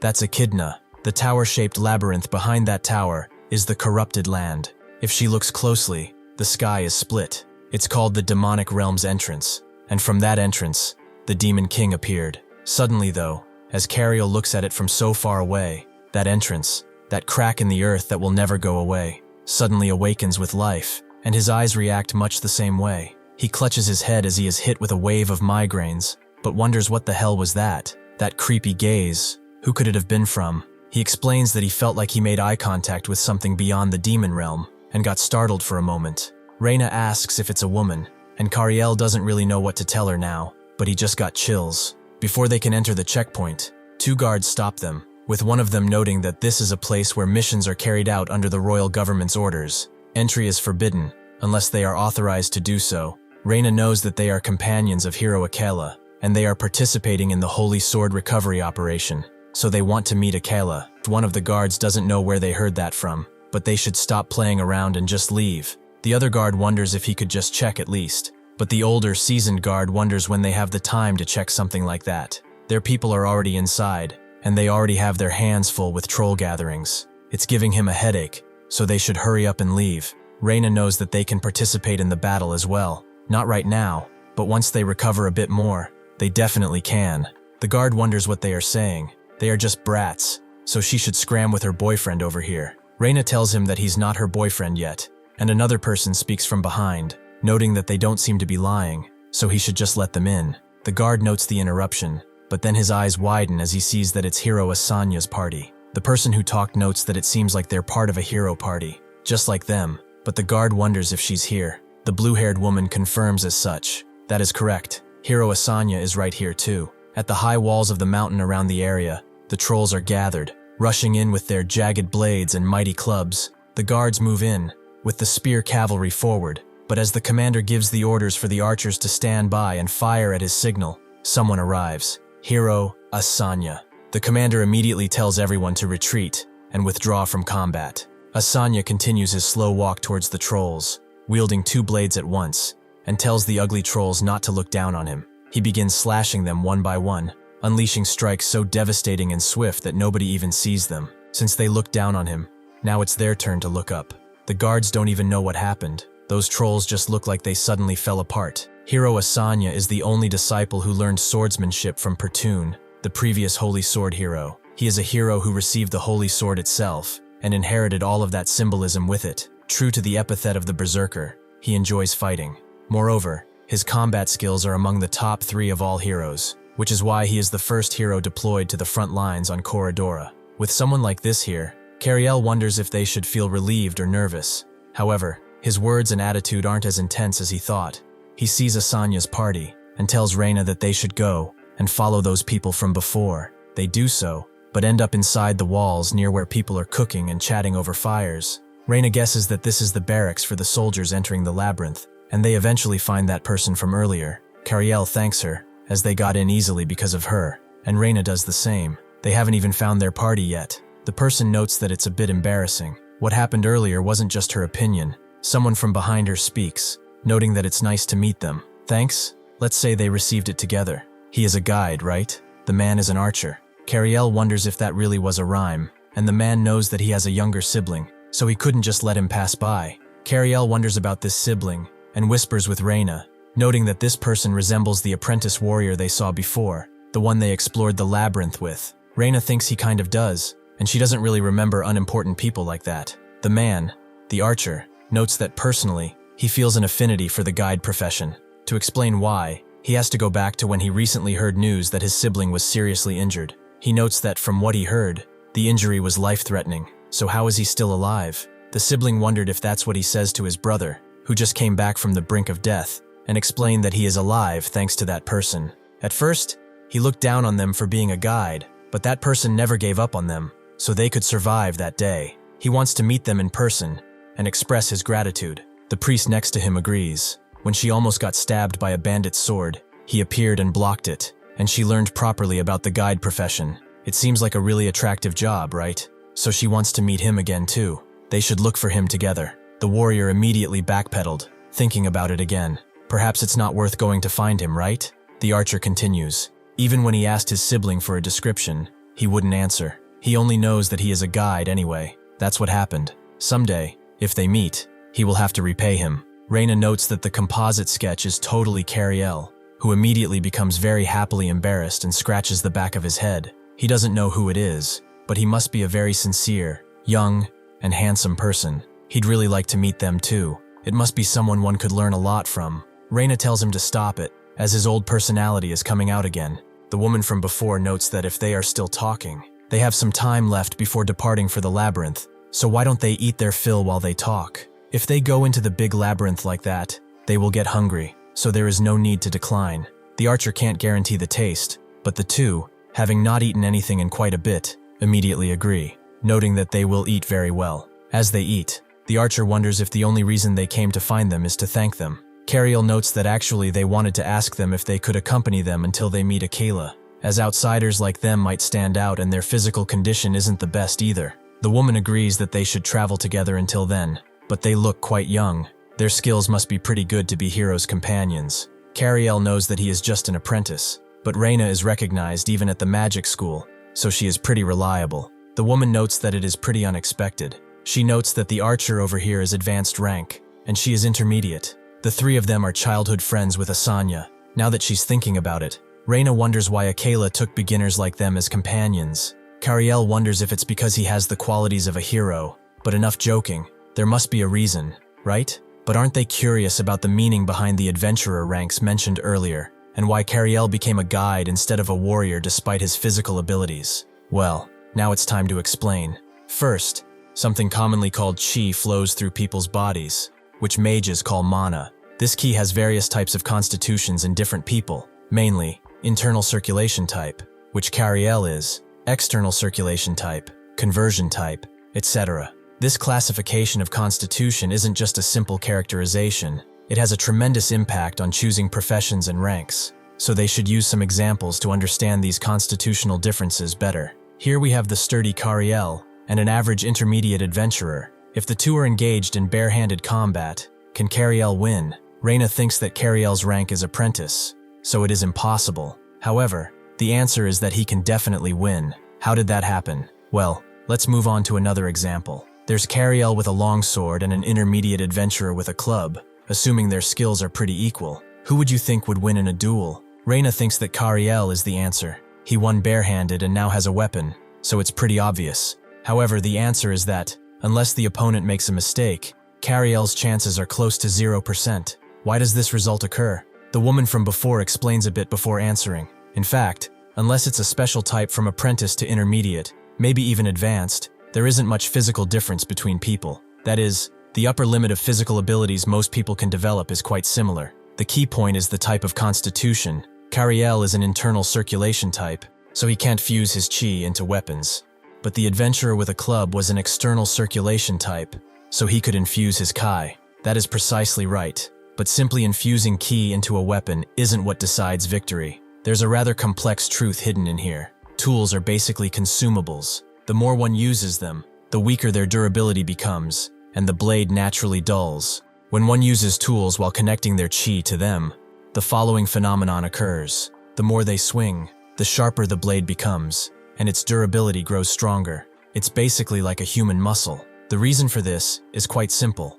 By connecting one's chi to the inanimate tools and equipment, they grant them characteristics that only living things possess, and those tools, like human muscles, no longer deteriorate but grow this way. The constitution can gauge what profession suits one, and what rank they can reach. In Kariel's case, his physical abilities have nearly reached their upper limit from all of his efforts, but due to the constitutional differences, he gave up the warrior path, which has pretty clear limitations. Additionally, with simple equipment alone, while he might handle people, there is a limit to facing monsters. When using equipment connected with chi, the required threshold becomes very low, and the equipment is also affected by constitution.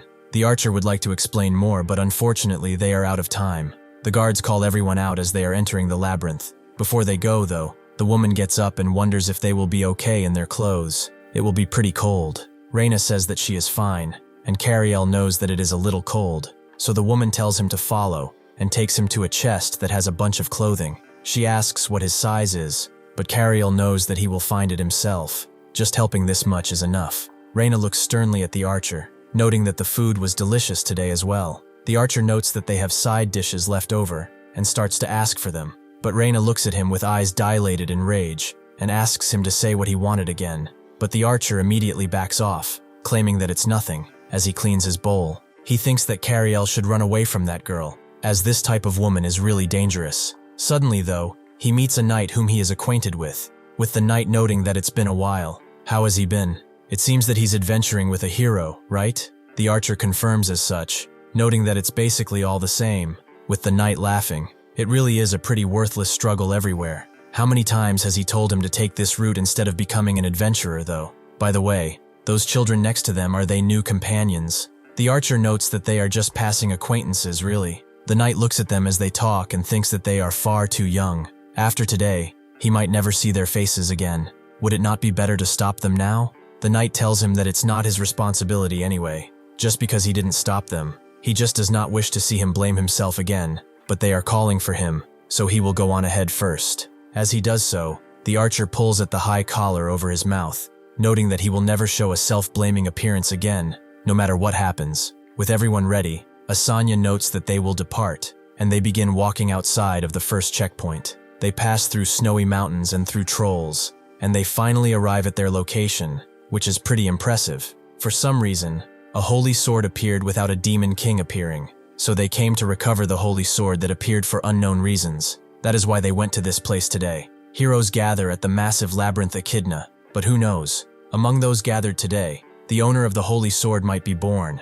If the owner of the holy sword is born, then that means a demon king could be born as well, as it is written everywhere. The Blood Knight from before thinks that it is time to go to where the heroes gather. It is time to unleash their feast. Labyrinth Echidna is a tower-shaped labyrinth divided into 7 floors. On each particular floor, one of Echidna's children, such as the Hydra, Cerberus, or Sphinx, stands as a guard. The monsters on each floor change randomly each time, but on the highest and final 7th floor, the mother of monsters, Echidna, is always there, waiting. Kariel looks at it from down below, thinking that it is of an unbelievable height. It feels overwhelming just from the sheer size, before even going in. But when thinking about who was around him, it all felt a little reassuring again. Inside the first floor, a bunch of guards stand watch, one of them wondering when they are going to come down. He's been in this one spot for hours. Another guard hears footsteps, wondering if they actually retrieved it, but his comrade notes that they are coming from down below, and sure enough, Asanya appears. He knew some brats would get here ahead of him, but why has the holy sword not been retrieved yet? One of the guards explains that he knows the heroes definitely went up, but they still have not come down, so he is not entirely certain. Asanya notes it's unexpected to hear that there are heroes, so which of them are up right now? The guard is, again, not sure, but there are definitely 3. He continues explaining further until Asanya stops him, surprised to hear that even with all that, the holy sword has not been retrieved. Alright then, they'll just head up right away. The guard also informs him that a certain someone has arrived, which shocks Asanya.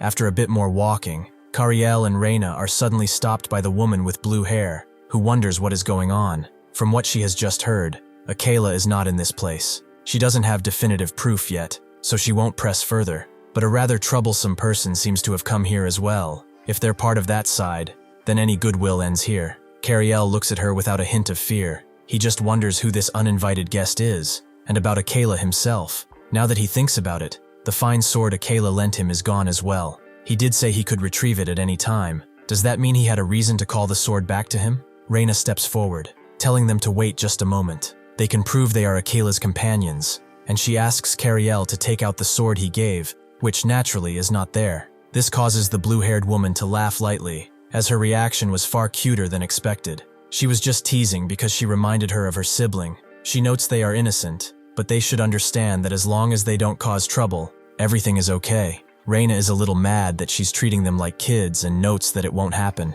The archer apologizes along with the blue-haired woman, who, now that she thinks about it, notes they do not even know each other's names. So, to make it up to them, they should introduce themselves. She puts her hand forward, offering a handshake, claiming she is Inez. It seems like they will be traveling together a bit longer, right? The archer also introduces himself as Cinnamon. Kariel looks at the hand, recognizing it for what it is. Was taking this outstretched hand really something to hesitate over like this? He takes it, shaking it lightly, and asks if he can just call her Nuna, surprising Inez. Reina notes that back then, when she told him to do it, he ignored her. Kariel notes that she's not older than him, and Inez agrees, with a melancholic expression on her face, telling him to call her whatever he likes. In the outer area of the 2nd floor of the labyrinth, Asanya finds a bunch of dead monsters. Someone notes that it's been a while, and Asanya agrees. Asanya was wondering why there were no monsters, but it was Rizen's doing. Rizen notes that it's nice to see him too. Asanya says that it just had to be him that he sees first, out of so many heroes. But hey, can he deal with them cleaner? Rizen just scoffs, noting that one has to kill monsters dead after all. And with his ability, it does happen. Asanya tells him to try to control himself at least a little, and says that they've had enough small talk. Why did he come here? Did he perhaps feel it too? Rizen's expression seems to harden through the mask, but then he laughs it off, noting that this is a pretty vulgar thing for a hero to say, a bit too blunt for his tastes. Asanya tells him to stop the wordplay. He notes there is someone here with a different agenda, so he should stay alert. Personally, Asanya came here for 2 reasons. First is the Holy Sword recovery. Second is that this place is closest to the demonic realm's entrance. Does he understand? Rizen hums, noting that they felt the same thing after all, the Demon King's presence. At the entrance of the 3rd floor of the labyrinth, Inez looks at the 3 doors before them and wonders why there are 3 in the first place. Kariel tells her that this floor seems to be where Cerberus appears. The 3 doors connect to the 3 towers, and when one opens a door, a 1-headed Cerberus is summoned in that tower, instead of a 3-headed one. The important thing is to stop those 1-headed beasts from gathering and becoming 3-headed. That's what it says in the notes anyway. As they talk, Reina looks at Inez with a certain look, wondering why she's huddled up with him talking like that. Now she's starting to get curious too. Asanya tells Rizen that since they do not know where one might appear, it is best if they split and take 1 floor each. Asanya goes right, and Rizen goes left, meaning that it only leaves the group with the one in the middle. Cinnamon thinks that if everyone goes in there, it might balance things out roughly. Kariel is a bit surprised by how fast the process is. They are already on the 3rd floor, with heroes here, and it might not take long to reach the 7th. As they make their way through the door though, a few drips can be heard, as one of the Cerberus appears, ready to gorge on their flesh. As the group continues to walk through the spiral stairs, Kariel remembers that they said they were childhood friends with Asanya, so do they know why he became a hero in the first place? Inez notes that it may not be what he is expecting, but Kariel says it's okay. He is simply curious after all. Inez agrees to explain that the 3 of them were born in the same village around the same age. To explain what triggered him to want to become a hero, they have to go back to when they were still young. She liked to chat, Cinnamon liked to play, and Asanya just basically rested all of the time. In his defense, Asanya showed talent in all areas, so he quickly lost interest in basically everything. When they were asking him to play with the other children, he said it was too boring, as he always won anyway. Then one day, during that ordinary routine, something fairly big happened that would change that daily life. Reina wonders if it's a monster attack that ruined their village, but Inez notes that it's nothing like that. A famous person just came by. Reina is a little relieved, but Kariel can see that she was basically hoping for that, with Reina telling him to stop exposing her like this. Cinnamon agrees. A famous person. An incredibly famous person, actually. It was the hero Pertune.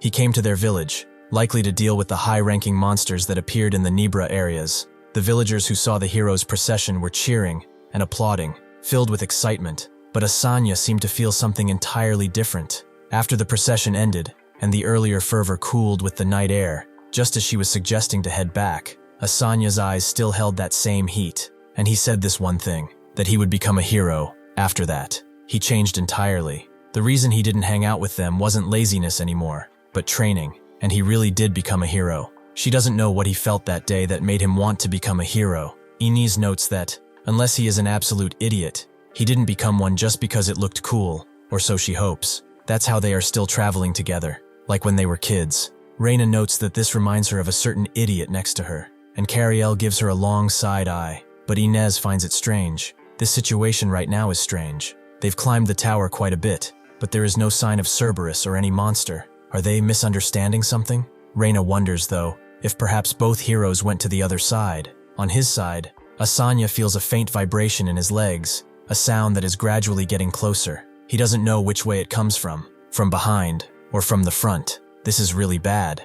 If he is not careful, he will be crushed from both sides. Suddenly, though, something appears right behind him, using the spiral staircase to immediately close in on him and lunge. Asanya has already detected the beast and crashes his blade into its neck, killing it instantly. At the same time, another beast appears from above, descending on a spiral staircase with much more frightening speed. Asanya himself notices this hound too, and puts his hand through its gullet before taking it down with a large overhead swing. He can see, however, that he is not finishing them off at all. The jaws of the one he just hurt are broken, but its spirit is unbroken.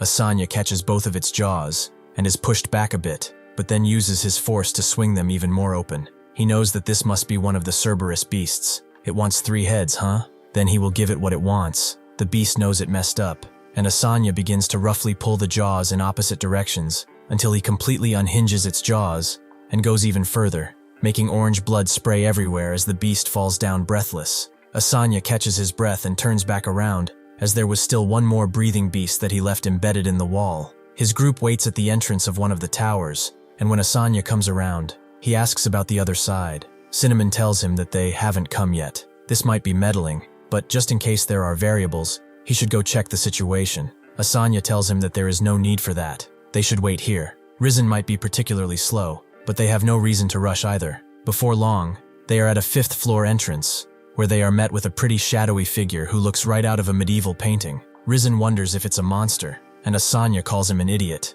That's actually a hero. The hero himself notes that it is understandable that he thought he was a monster. His eyes are quite dim at his age. Risen notes that he is not even 30 yet, but what is he doing alone in a dark place? Is he aura farming? Asanya himself asks Helium what brought him here, and Helium tells them to say one question at a time, as he is getting pretty confused. First, if they look around, they will see numerous doors and passages. From what he briefly observed, the floor is like a maze, and he has not seen any monsters yet. However, someone stands above them and smiles with manic glee. She tells everyone to stay quiet if they can, as now is the time to answer questions, isn't it? As Kariel sees Helium, he thinks about his reputation. He was appointed a hero at a very young age, and the ability he uses is none other than the power of the sun itself. He is popular enough that certain groups show fanatical worship towards him. Kariel has even heard Helium is younger than him, which, in short, means that he is insanely jealous. Reina agrees, and that's when the Sphinx appears and notes that it's time to answer the questions. This is the monster of the 5th floor, the Sphinx. She is pleased to see quite a large group gathered here. She will be telling them this in advance. This is a place where sharp, brilliant minds hold more power than their sharp blades. They had better loosen their stiff minds than warm up their stiff bodies. Now those who will answer the questions will stand over there in that circle. Risen notes that they probably can't enter if they do not solve her riddles, and Helium asks what's there to worry about. He plants his sword into the ground and notes that he will just rip it into pieces. However, Kariel tells him that he should wait a moment, as force will not work here. Helium immediately turns around, demanding to know who it was that ignored his power. The Sphinx, however, agrees that when 5 or more humans gather like this, there is always one piece of trash among them, but thanks to the one who knows their place, she is spared the unnecessary trouble. For those foolish masses who still do not understand, she will graciously explain. They should hurry and look around everywhere. There are countless doors and passages that are intertwined to form a maze, aren't they? That is not all. The labyrinth structure continuously transforms, making it impossible to find not just the exit, but even the entrance that they went through. Among these nearly infinite doors, only she knows the correct one to advance. Do they understand now? She is the most supreme being in this place, and this massive tower bends to her very will. Therefore, they should show proper respect to one so exalted as her. Helium asks if she is higher than the sun itself. Well, her arrogance might surpass it, and Risen tells her that's enough. She probably doesn't need to hide it anymore. The Sphinx tells them that further conversation is now meaningless, so before she develops her misanthropy any further, she will graciously guide the man who stopped the girl's reckless steps. She wants that man to step forward, who is none other than Kariel. With the group surprised that a guide is even here in the first place, Reina tells him not to push himself, as they have not heard what happens if they fail to answer correctly. The Sphinx giggles lightly, as that's right. She almost forgot to mention that important thing. If they fail to answer correctly, surely he knows what happens without even asking, right? Knowing won't change a thing anyway. If they want to climb this place, that is. Kariel basically knows that it means that he's dead, and Reina notes that perhaps he shouldn't, but Kariel grits his teeth and says that he has to. He does not have a choice. The Sphinx is a uniquely intelligent monster capable of pretty deep communication, but since conversation is possible, he cannot think of her as a mere monster anymore. He should recall the contents about the Sphinx written in his father's notes. He will calmly think it through, and calmly pass this challenge. Asanya stays silent, and Helium can't believe that bastard just called her out like that. The Sphinx notes that this must be his first time in such an important role. His nervous appearance is quite notable. She appreciates the courage herself, so she will start right away. This is one of the Sphinx's traits. She is unnecessarily kind. The first riddle is given. In the morning, it walks on 4 legs. At noon, it walks on 2, and in the evening, it walks on 3. What is this creature? Reina herself has heard this type of riddle before, so that means it shouldn't be difficult for Kariel. However, she sees that he is not answering. She is annoyed and scared that the Sphinx gave him this question right from the start. A knowing smile plays at the Sphinx's lips before she bursts into laughter, noting that the question might be difficult after all, even though she gave him the easiest one out of pity for his situation. For the sake of his reputation after stepping forward, he should try a little harder, or perhaps he would like some help. Risen thinks that they will have to solve it with force after all. Asanya tells him to hold on, as there might be some kind of answer here, and Helium himself wonders what the answer is. Some kind of monster. Reina knows Kariel's actions have a reason, but she is still pretty frightened for him. He explains that the answer is a human. The 4 legs in the morning represent infancy, the 2 legs at noon represent youth, and the 3 legs in the evening represent old age, as they have to lean on canes to walk. The Sphinx agrees. That is correct, and everyone breathes a sigh of relief, thinking that it's over, making the Sphinx laugh even harder now. They are celebrating as if they've solved everything. They should not relax so much. She'll be giving the next question right away. Everyone is a little confused, as they all thought it was just one question. But Kariel himself knows the Sphinx's questions are not limited to just one. There were only a few questions with answers written in the notes. No matter how much he thinks about it, he cannot think of any method other than flattering the Sphinx to get easier questions from now on. He will lower himself as much as possible and raise this beast in front of him to a godly status. Thank you for watching. See you next time.